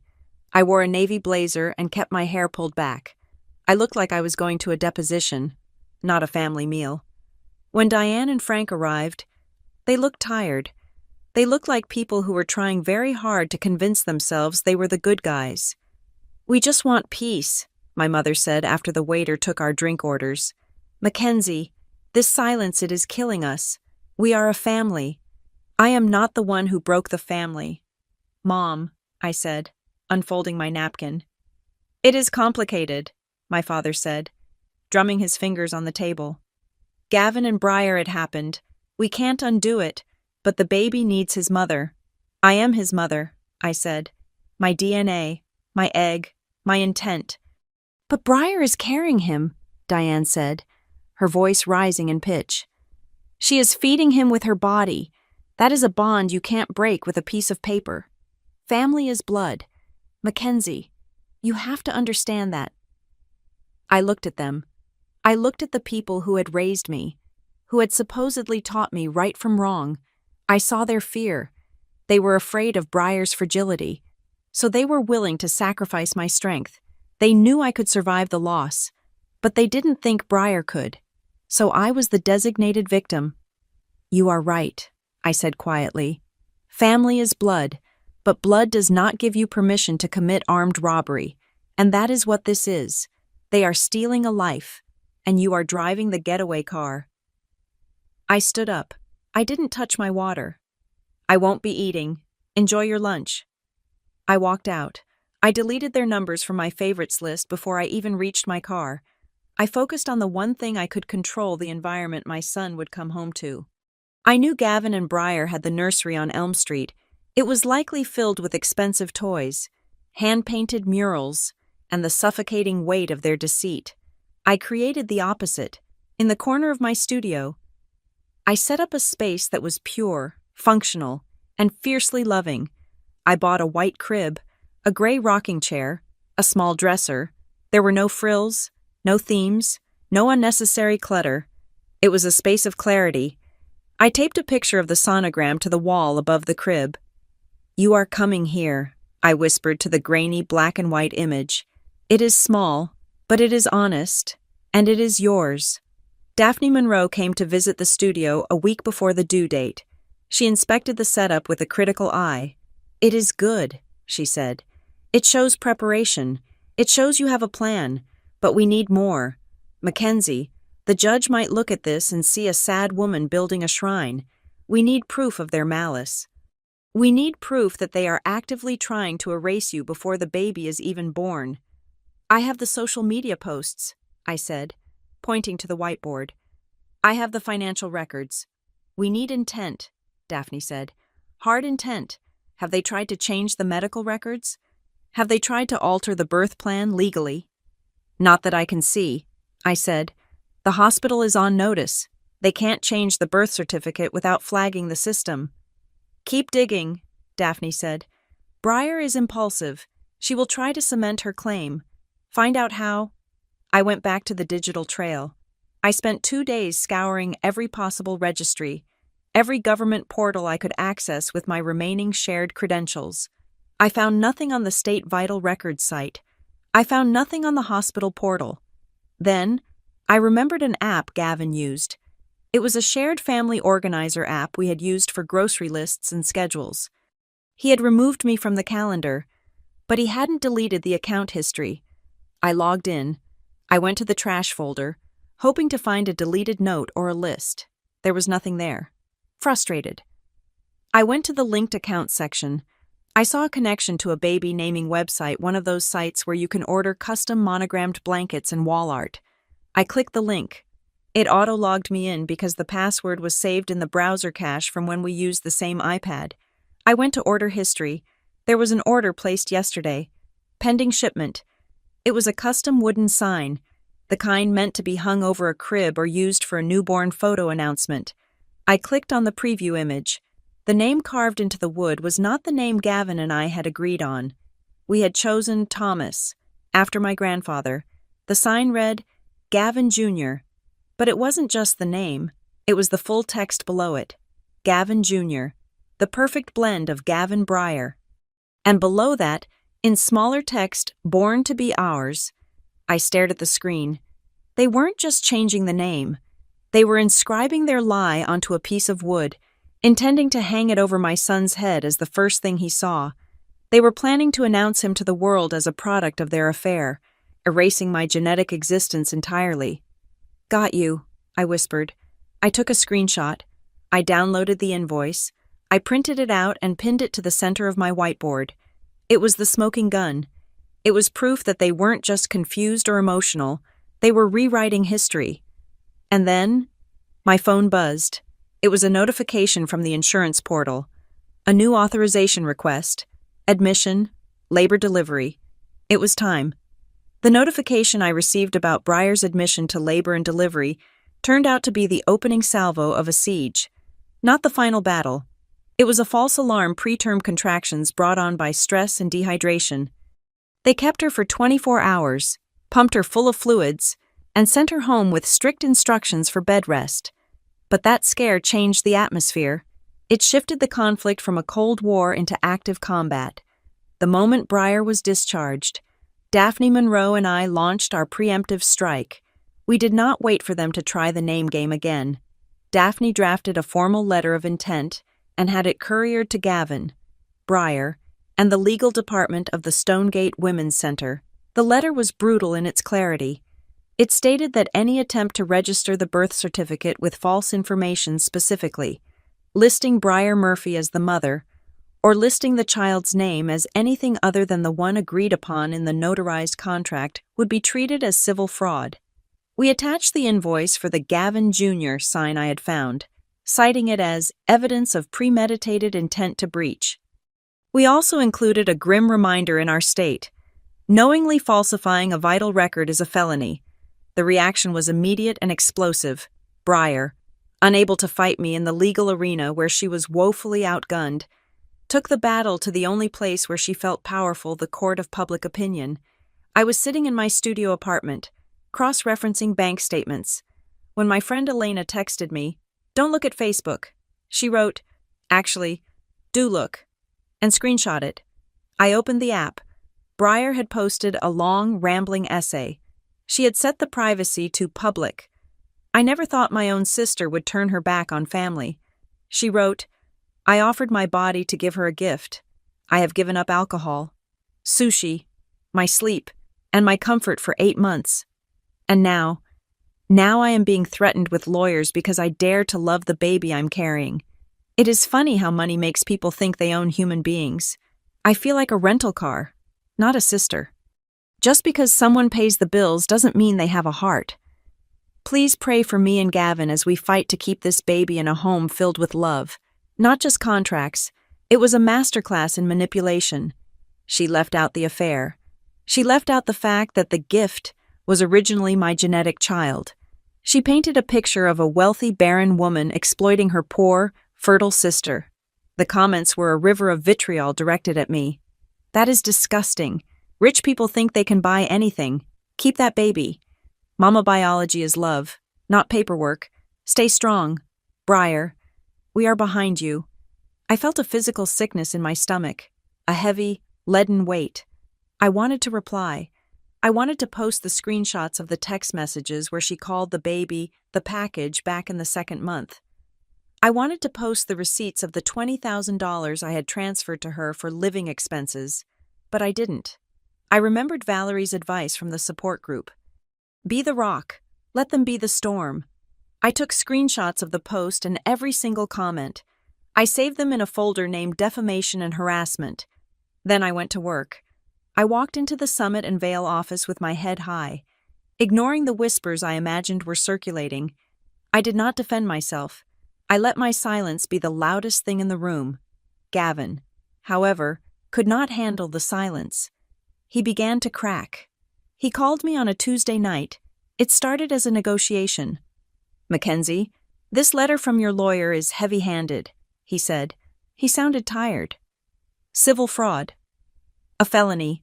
We are just trying to figure out what is best for the boy. The boy has a name, I said, my voice steady. And it is not Gavin Jr. Why are you doing this? He snapped, his tone shifting from conciliatory to aggressive in a heartbeat. You don't even have a nursery set up. You are living in a studio apartment. I have the house. I have the support system. I will fight you. Kenzie. I will spend every dime I have to prove that you are unfit. You are emotionally unstable. Living alone. No judge is going to give a newborn to a woman having a midlife crisis in a rental unit. I am not having a crisis, Gavin, I said. I am managing a risk. And as for spending every dime you have, you might want to check the joint account. He paused. What? I froze the assets, I said. Half of that savings account is mine. The other half is now subject to equitable distribution during the divorce proceedings. You can't use marital funds to pay for a lawyer to steal our marital child. Daphne filed the motion this morning.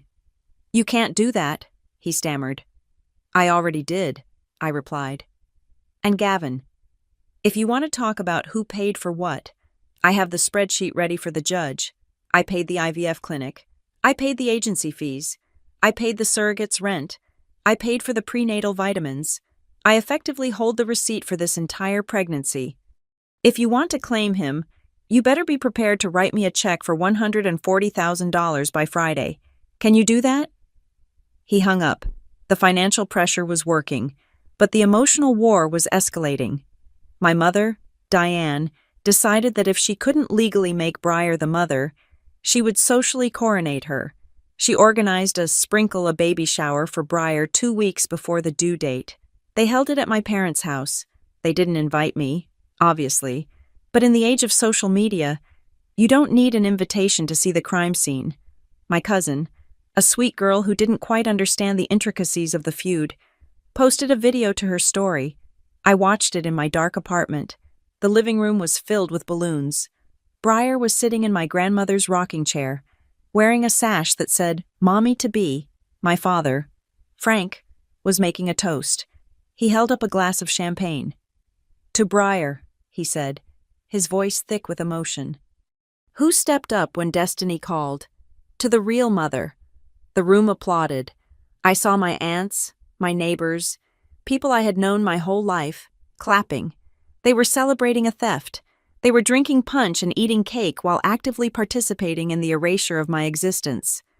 Look at her, my mother's voice came from behind the camera. She was born for this. I saved the video. I sent it to Daphne. Subject evidence of alienation, message. They are publicly identifying her as the legal mother and excluding the biological and contractual mother. This supports our claim that they intend to breach the custody agreement immediately upon birth. Daphne replied 3 minutes later. Got it. This is gold. It contradicts their affidavit that they are just co-parenting. This is replacement. Frank, realizing that the family values speech wasn't going to work on a judge, tried to find a new legal avenue. I learned through the grapevine my friend Elena overheard Gavin talking on the phone in the lobby of our old building that Frank was shopping around for a high-powered shark to break the contract. He went to 3 different firms. The feedback was apparently unanimous. Daphne Monroe was known as the Iron Lady of fertility law for a reason. The contract she had drafted was not just a piece of paper. It was a fortress. It had clauses for behavioral breach, financial breach, and emotional distress. It explicitly stated that genetic contribution and intent to parent superseded gestational bonding. Frank had money, but he didn't have a case. They were trapped. Desperation makes people do irrational things, and Breyer was desperate. 5 days before the due date, my phone alerted me to a location change on the shared ride-sharing app account. I had forgotten to remove myself from it, or perhaps I had left it there subconsciously as a tripwire. A car had been requested from Breyer's address. The destination was not Stonegate Women's Center, the hospital named in our contract. The destination was Mercy General, a hospital across the county line. I looked at the time. It was 11 at night. I called Daphne. They are moving, I said. They are going to Mercy General. They are trying to bypass the Stonegate legal hold. If she delivers at Mercy, Daphne said, her voice crisp and awake, we lose our immediate leverage. Mercy doesn't have the court order on file. They will default to the woman giving birth as the mother. What do I do? I asked, grabbing my keys. I am calling the risk management officer at Mercy, Daphne said. I have him on speed dial. You get to Stonegate. If they are diverting, it means she is in labor. I will force them back. I drove to Stonegate, but I pulled over into a gas station parking lot halfway there to wait for Daphne's confirmation. My heart was pounding against my ribs like a sledgehammer. This was the chase. 10 minutes later, Daphne called me back. It is handled, she said. I spoke to the administrator at Mercy. I informed them that admitting Breyer Murphy would make them party to a breach of contract carrying a multi-million-dollar liability. I sent them the order. They turned the car away at the emergency room bay. I let out a breath I didn't know I was holding. They turned a woman in labor away.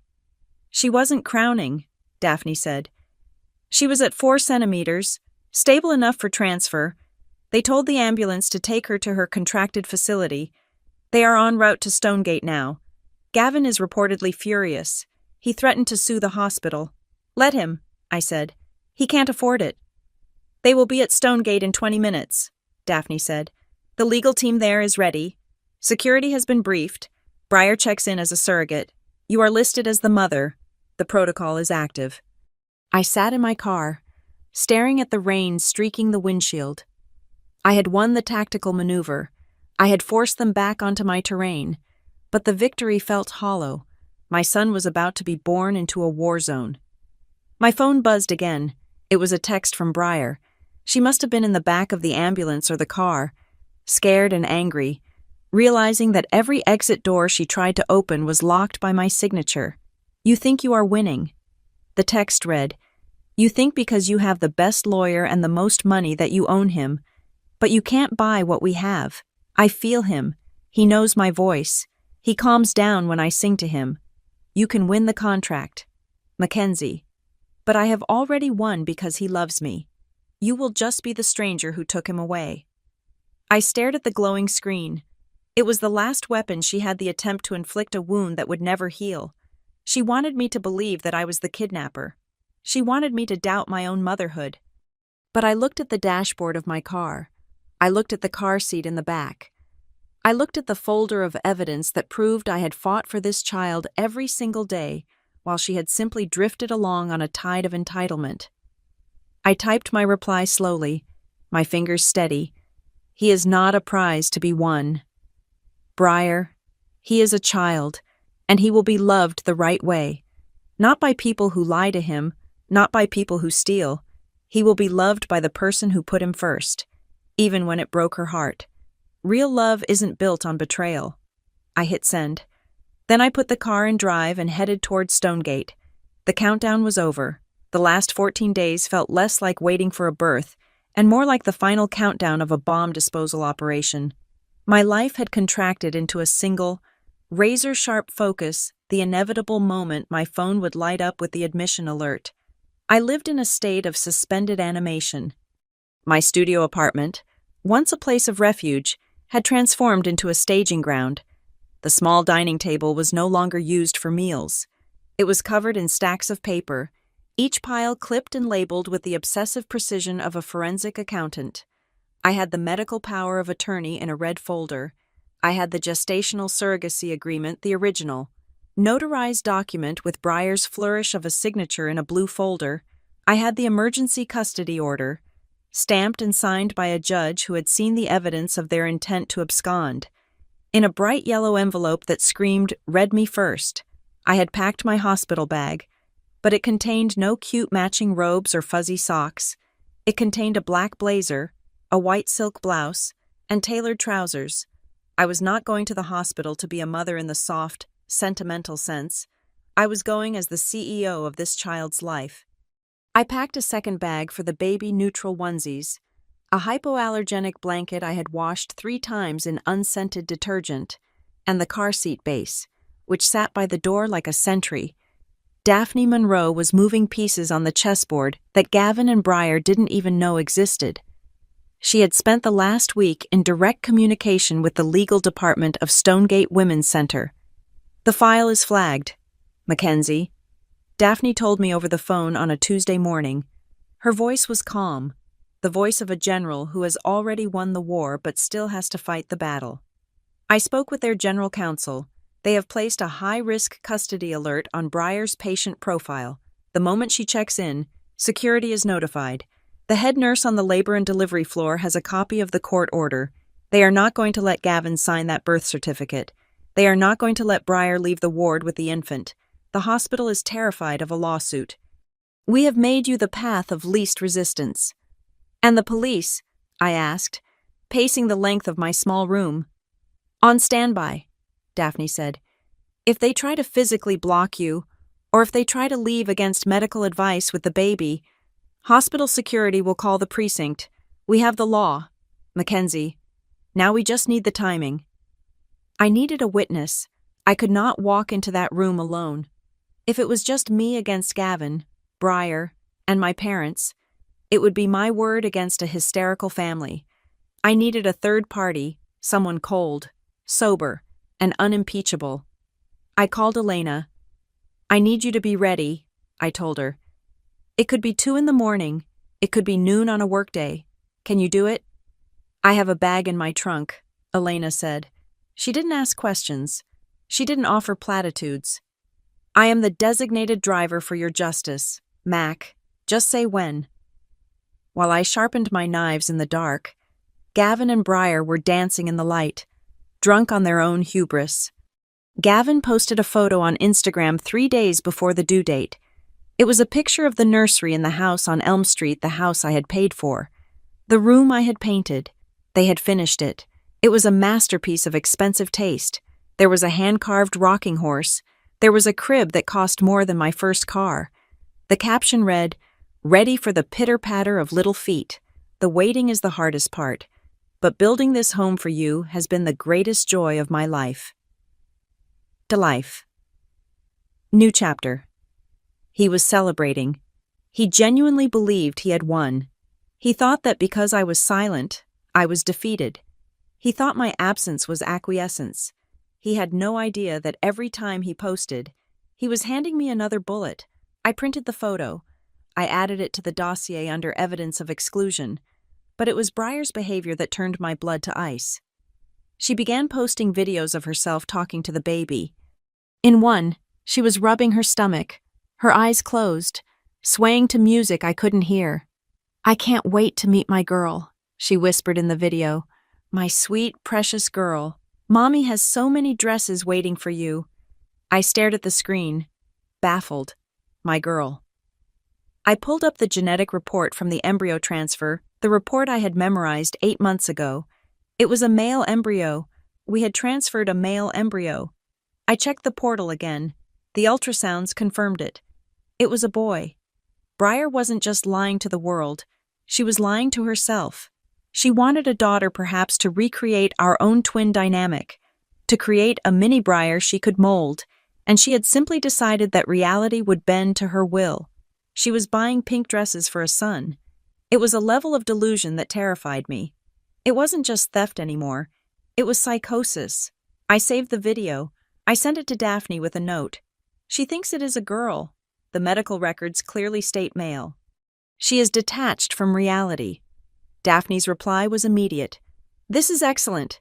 It proves she is not treating this as a medical process, but as a fantasy. It supports our claim of psychological instability.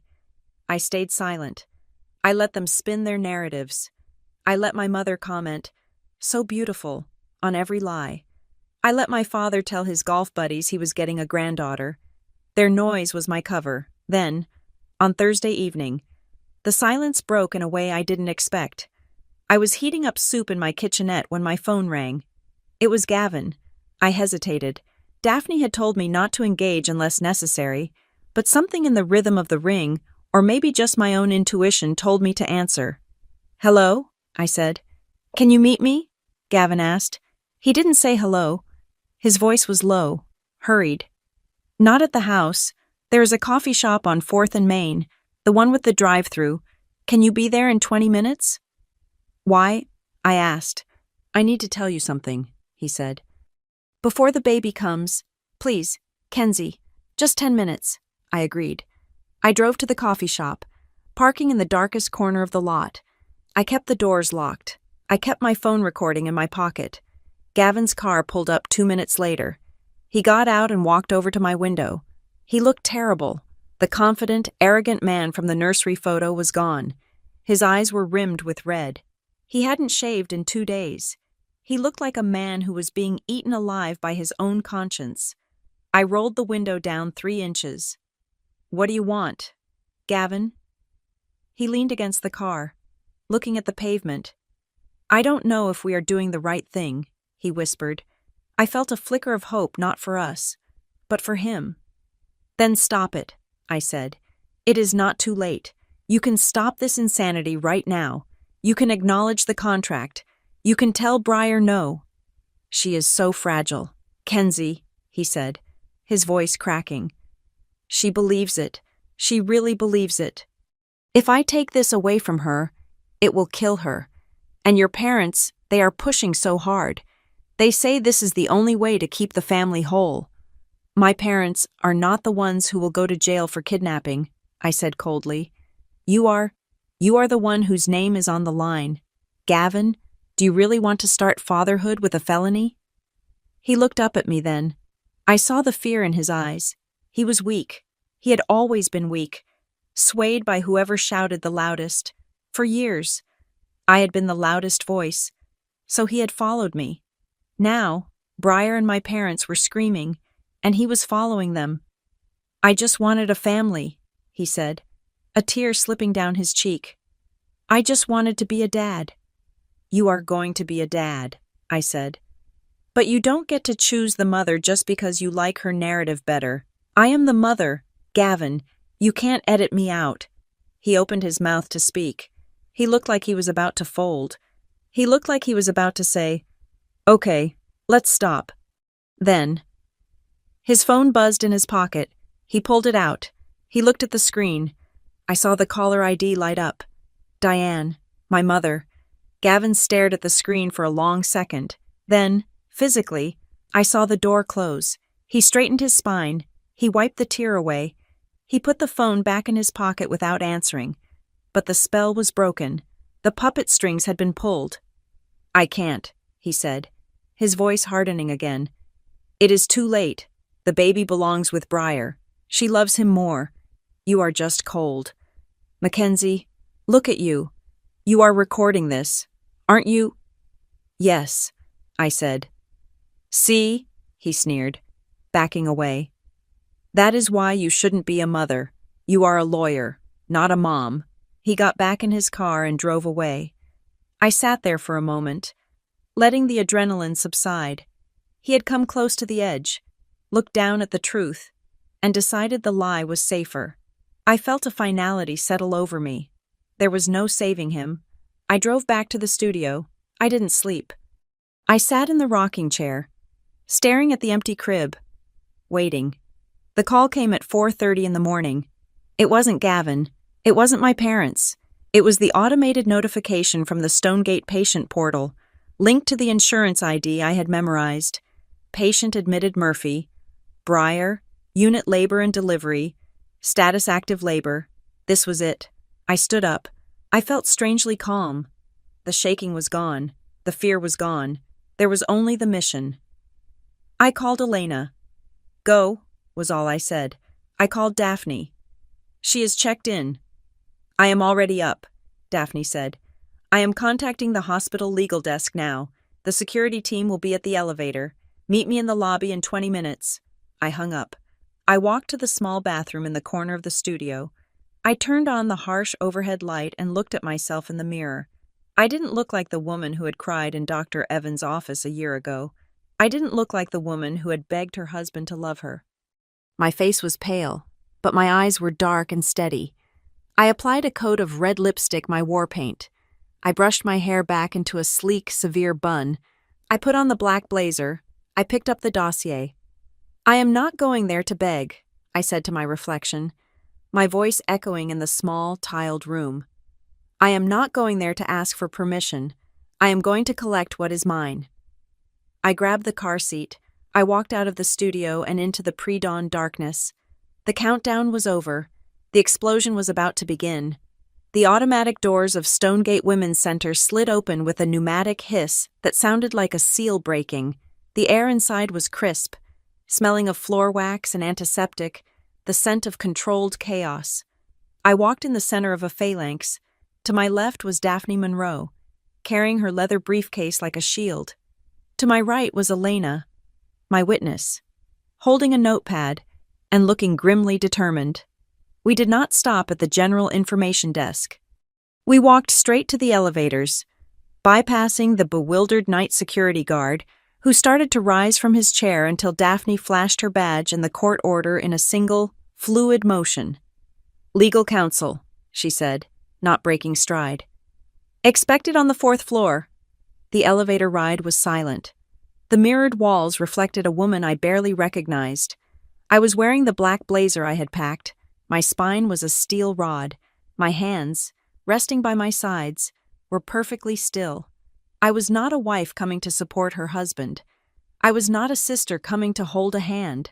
I was a creditor coming to collect a debt that was 9 months overdue. When the doors opened on the labor and delivery floor, the atmosphere changed. It was 4:45 in the morning. The hallway was dim, lit by the glow of computer monitors at the nurses' station. A head nurse, a woman with graying hair pulled into a tight bun and a badge that read, "Charge Nurse Miller," looked up as we approached. Her eyes widened slightly as she recognized me, or rather, recognized the situation. "Mrs. Murphy," she asked, standing up.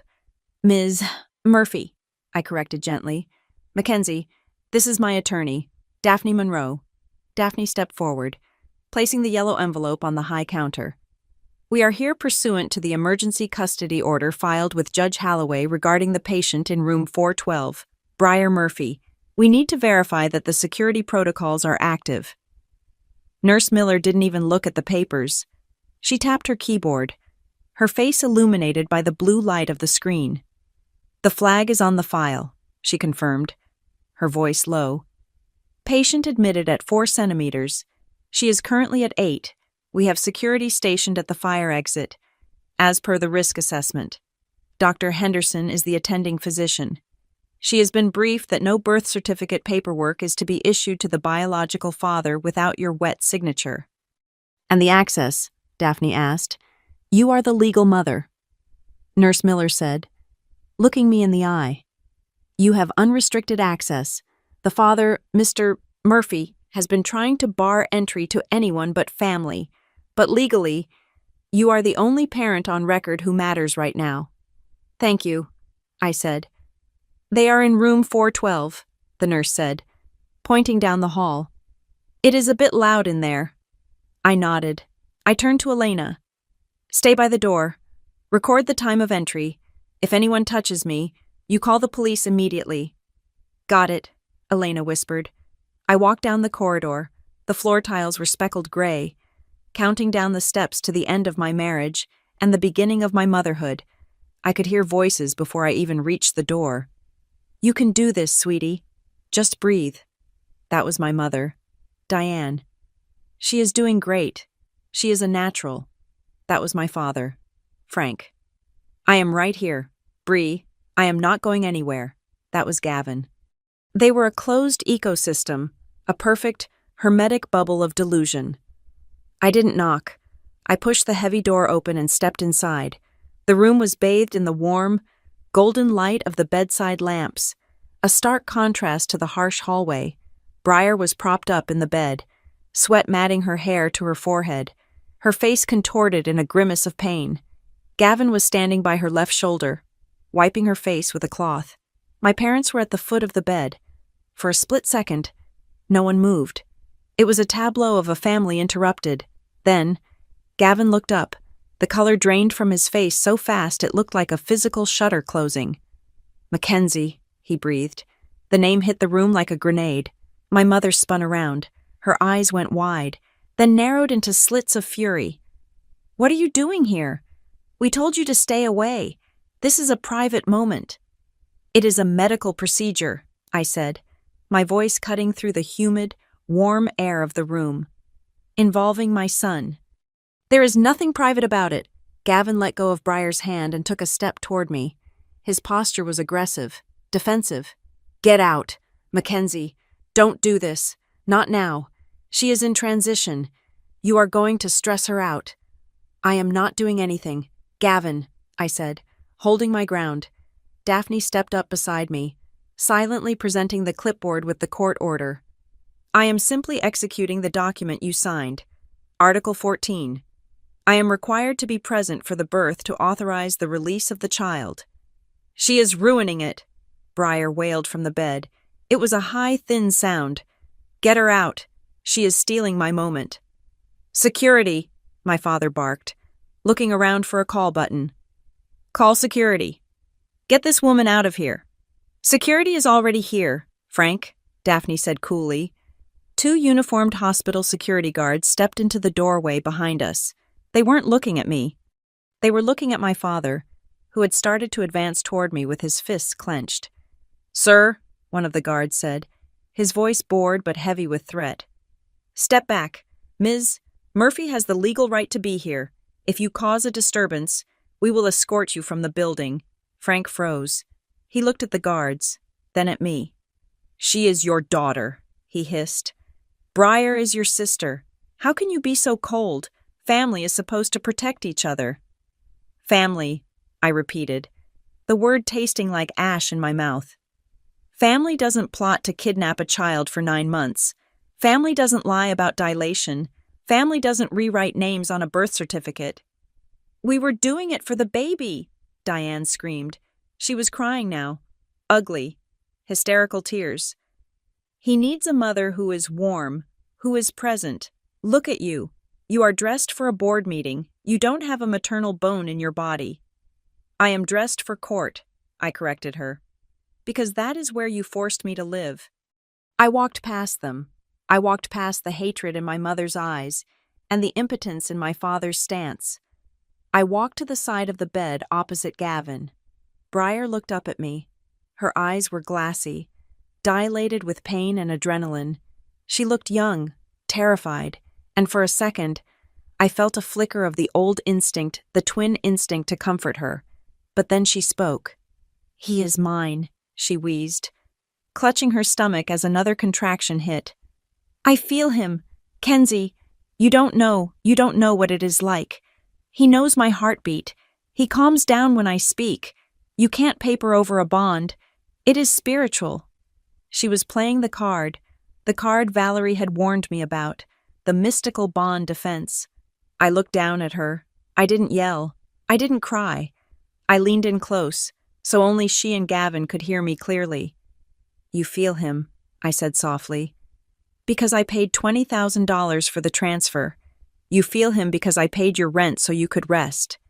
You feel him because you convinced yourself that biology is a negotiation." I paused, letting the words sink in. "You don't feel a bond, Briar. You feel the entitlement of a thief who thought she wouldn't get caught. You feel him because you thought you were allowed to rob me." Briar let out a sob that turned into a scream as the contraction peaked. The monitor spiked. Dr. Henderson, the physician, breezed into the room, flanked by 2 nurses. She took in the scene, the security guards, the lawyer, the tension thick enough to choke on, and didn't blink. She was a professional. "All right," Dr. Henderson said, snapping on latex gloves. "I see we have a full house. Briar, I need you to focus. You are 10 centimeters. It is time to push." "Get her out," Briar screamed again, pointing at me. "Ms. Murphy stays," Dr. Henderson said, her voice brooking no argument. "She is the medical power of attorney. If you want this baby delivered safely, you will focus on your breathing and stop focusing on the audience." The next 20 minutes were a blur of medical commands and guttural sounds. I stood like a statue. I watched my sister push. I watched Gavin hold her hand, weeping, whispering promises he couldn't keep. "You are doing it. We are going to be a family. Just one more," he sobbed. He was still living in the fantasy. He truly believed that once the baby was out, the sheer force of their love would dissolve the contract. "Here we go," Dr. Henderson announced. "Head is out. One more big one. Briar," Briar screamed, a raw, tearing sound. And then, silence, followed by a wet, sputtering cry. My heart stopped. The world narrowed down to that sound. "It is a boy," Dr. Henderson announced. "Time of birth? 5:12 a.m.? A boy." I looked at Briar. She collapsed back against the pillows, panting, a look of expectancy on her face. She reached her arms out. "Give her to me," she whispered. "Give me my girl." "It is a boy. Briar," Dr. Henderson said, her voice gentle but firm. "It is a healthy baby boy." Briar blinked. "No," she murmured. "No, it is a girl. I know it is a girl." The delusion shattered in real time. I saw the confusion cloud her eyes. She looked at Gavin. "Gavin, it is a girl, right?" Gavin didn't answer. He was staring at the baby the nurse was wiping down. He looked devastated. The nurse did not hand the baby to Briar. She did not place him on Briar's chest for skin to skin, as was the standard protocol for a mother. Instead, the nurse walked the baby over to the warmer, did the APGAR assessment efficiently, and wrapped him in a hospital blanket. Then, she turned and walked toward me. "Mrs. Murphy," the nurse asked, looking at me. "Ms. Murphy," I corrected automatically, my voice shaking for the first time. "He is perfect," she said, and she placed the bundle in my arms. The weight of him was shocking. He was heavy, warm, and solid. I looked down at the face scrunched up, red, angry at the cold world. He had my nose. He had the Murphy chin. I felt a sob rise in my chest, but I swallowed it down. I couldn't break. Not here. Not in front of them. "No," Diane screamed from the corner. "That is not right. Let Briar hold him. She just birthed him." "She is the gestational carrier," Daphne stated, stepping between my mother and me. "The contract stipulates immediate transfer of custody to the intended parent upon birth. The hospital is following the court order." Briar was sobbing now, a keening, broken sound. "Let me see him. Just let me see him. He is mine." I looked at my sister. I held my son tight against my chest. "He is not yours, Briar," I said quietly. "He never was." I turned to the nurse. "I have the car seat in the staging room. I am ready to be transferred to the postpartum recovery room designated for adoptive and surrogacy parents." "Of course," the nurse said. "Right this way." I started to walk toward the door. "Gavin," Briar shrieked. Do something. Stop her. Gavin had been standing by the bed, his hand still resting on Briar's arm. He looked at her. He looked at the mess of sweat and tears and delusion. Then he looked at me, standing in the doorway with the child he had claimed he wanted to protect.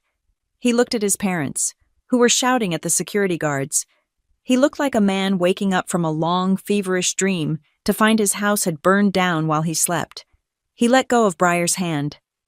"Gavin," Briar whispered. Gavin didn't answer her. He walked across the room. He didn't come to me. He walked straight to Daphne Monroe. The room went silent. Diane stopped screaming. Frank stopped posturing. Even Briar stopped crying to watch. They expected him to fight. They expected him to throw a punch, to grab the papers, to scream that he was the father. Gavin looked at Daphne. His eyes were dead. "I need to sign something," Gavin said. His voice was hollow, stripped of all the arrogance, all the hope, all the fight. Daphne raised an eyebrow. "Sign what? Mr.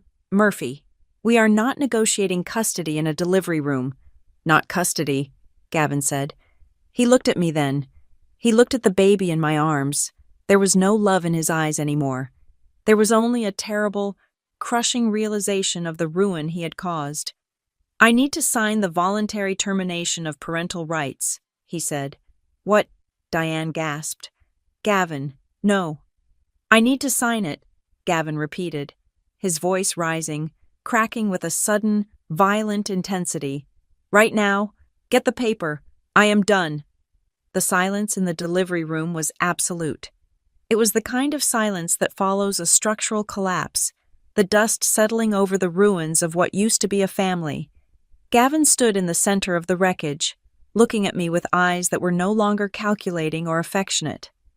They were simply exhausted. Daphne Monroe did not miss a beat. She did not gasp. She did not gloat.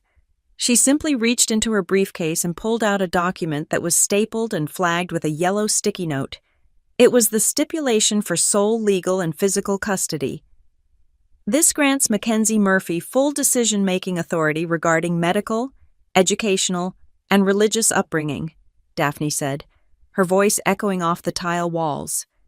"It restricts your visitation to supervised intervals at the discretion of the mother. It mandates maximum state guideline child support, plus the reimbursement of all surrogacy-related medical costs.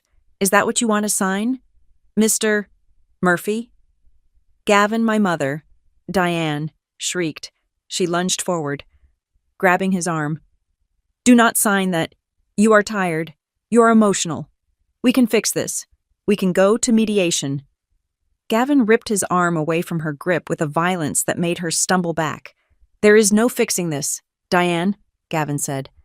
His voice was shaking, but it was loud. "Look at her. Look at Briar." He pointed to the bed. Briar was staring at the ceiling, muttering about pink dresses and how the ultrasound was wrong. She was completely untethered from reality.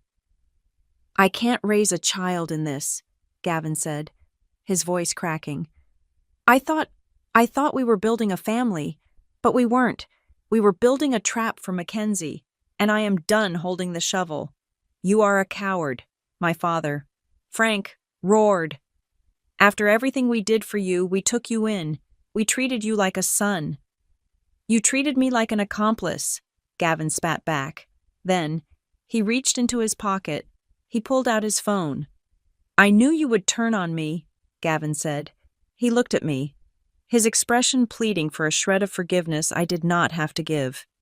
"Mackenzie, about 3 months ago, when I started getting cold feet when I suggested we maybe tell you the truth, your parents threatened to cut me out of the real estate partnership.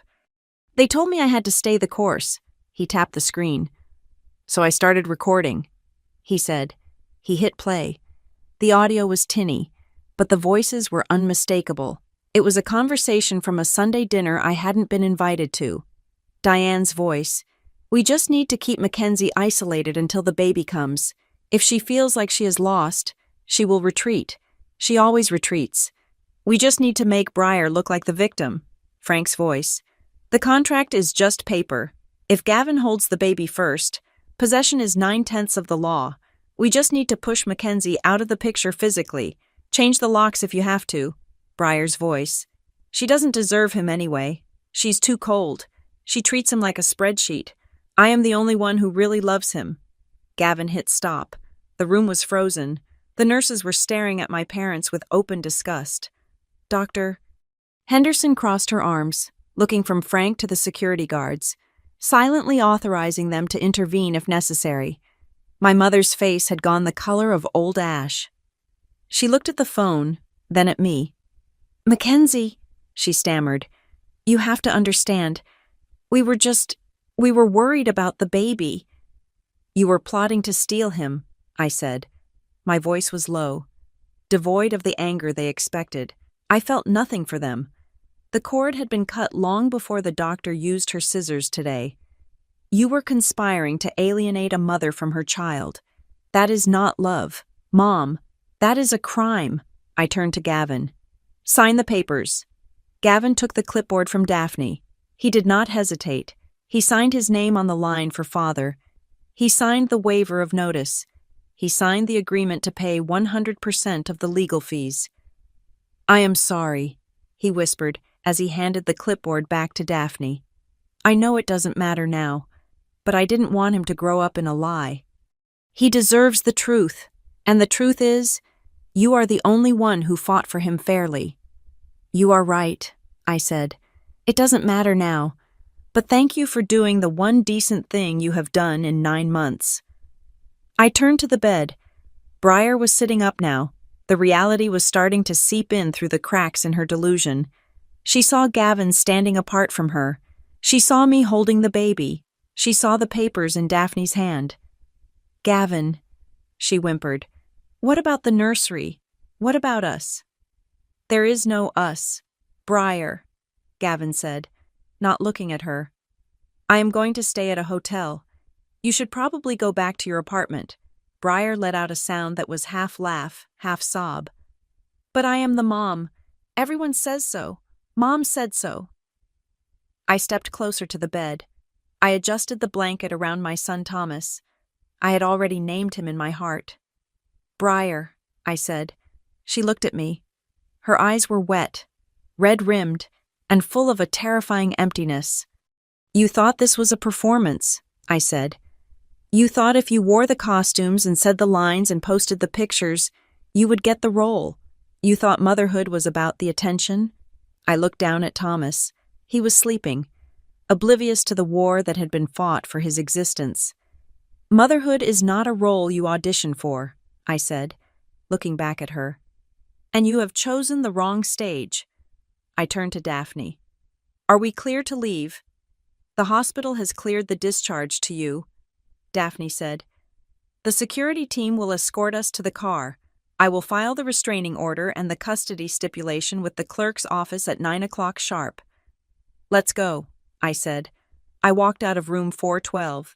I did not look back at my parents, who were standing like statues in the ruins of their own arrogance. I did not look back at Gavin, who was slumped in a chair, head in his hands. I did not look back at the sister who had tried to consume my life to fill the void in her own. I walked down the hallway, the wheels of the bassinet clicking rhythmically on the tiles. Elena was waiting by the elevator, tears streaming down her face. You did it, she whispered. We did it, I corrected. We rode the elevator down.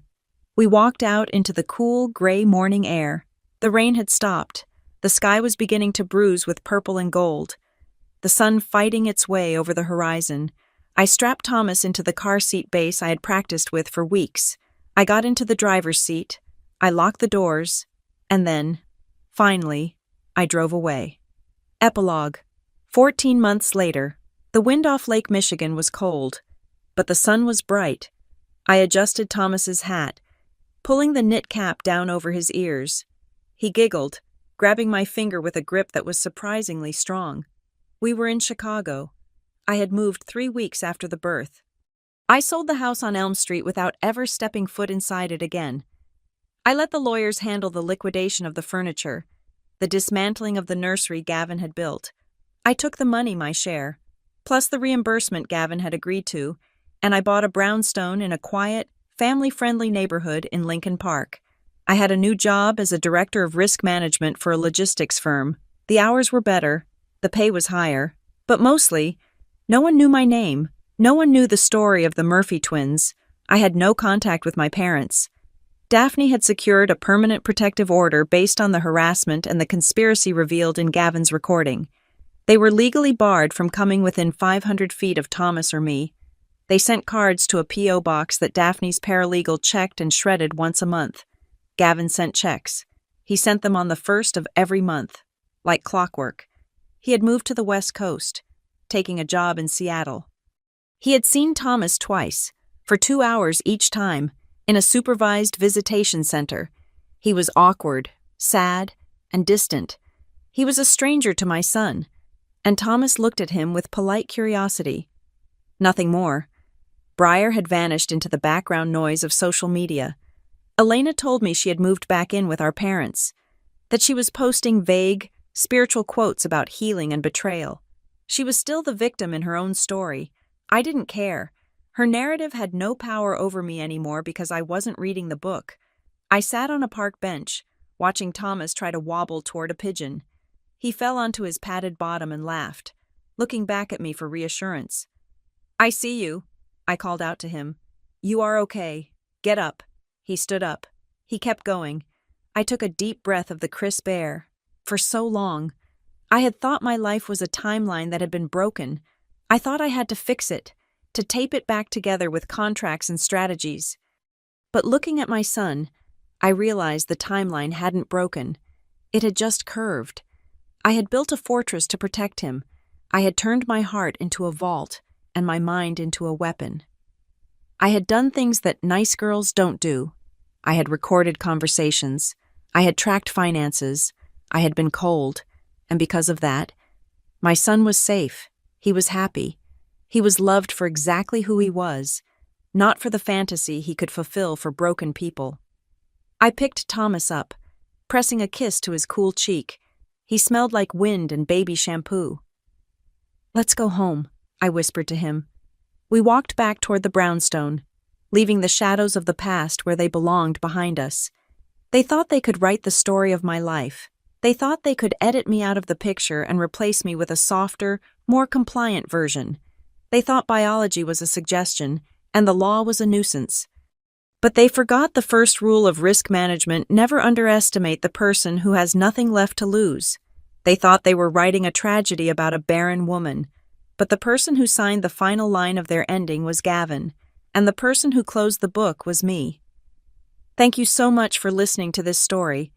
It was a journey of betrayal, strategy, and ultimate justice, and I hope it resonated with you.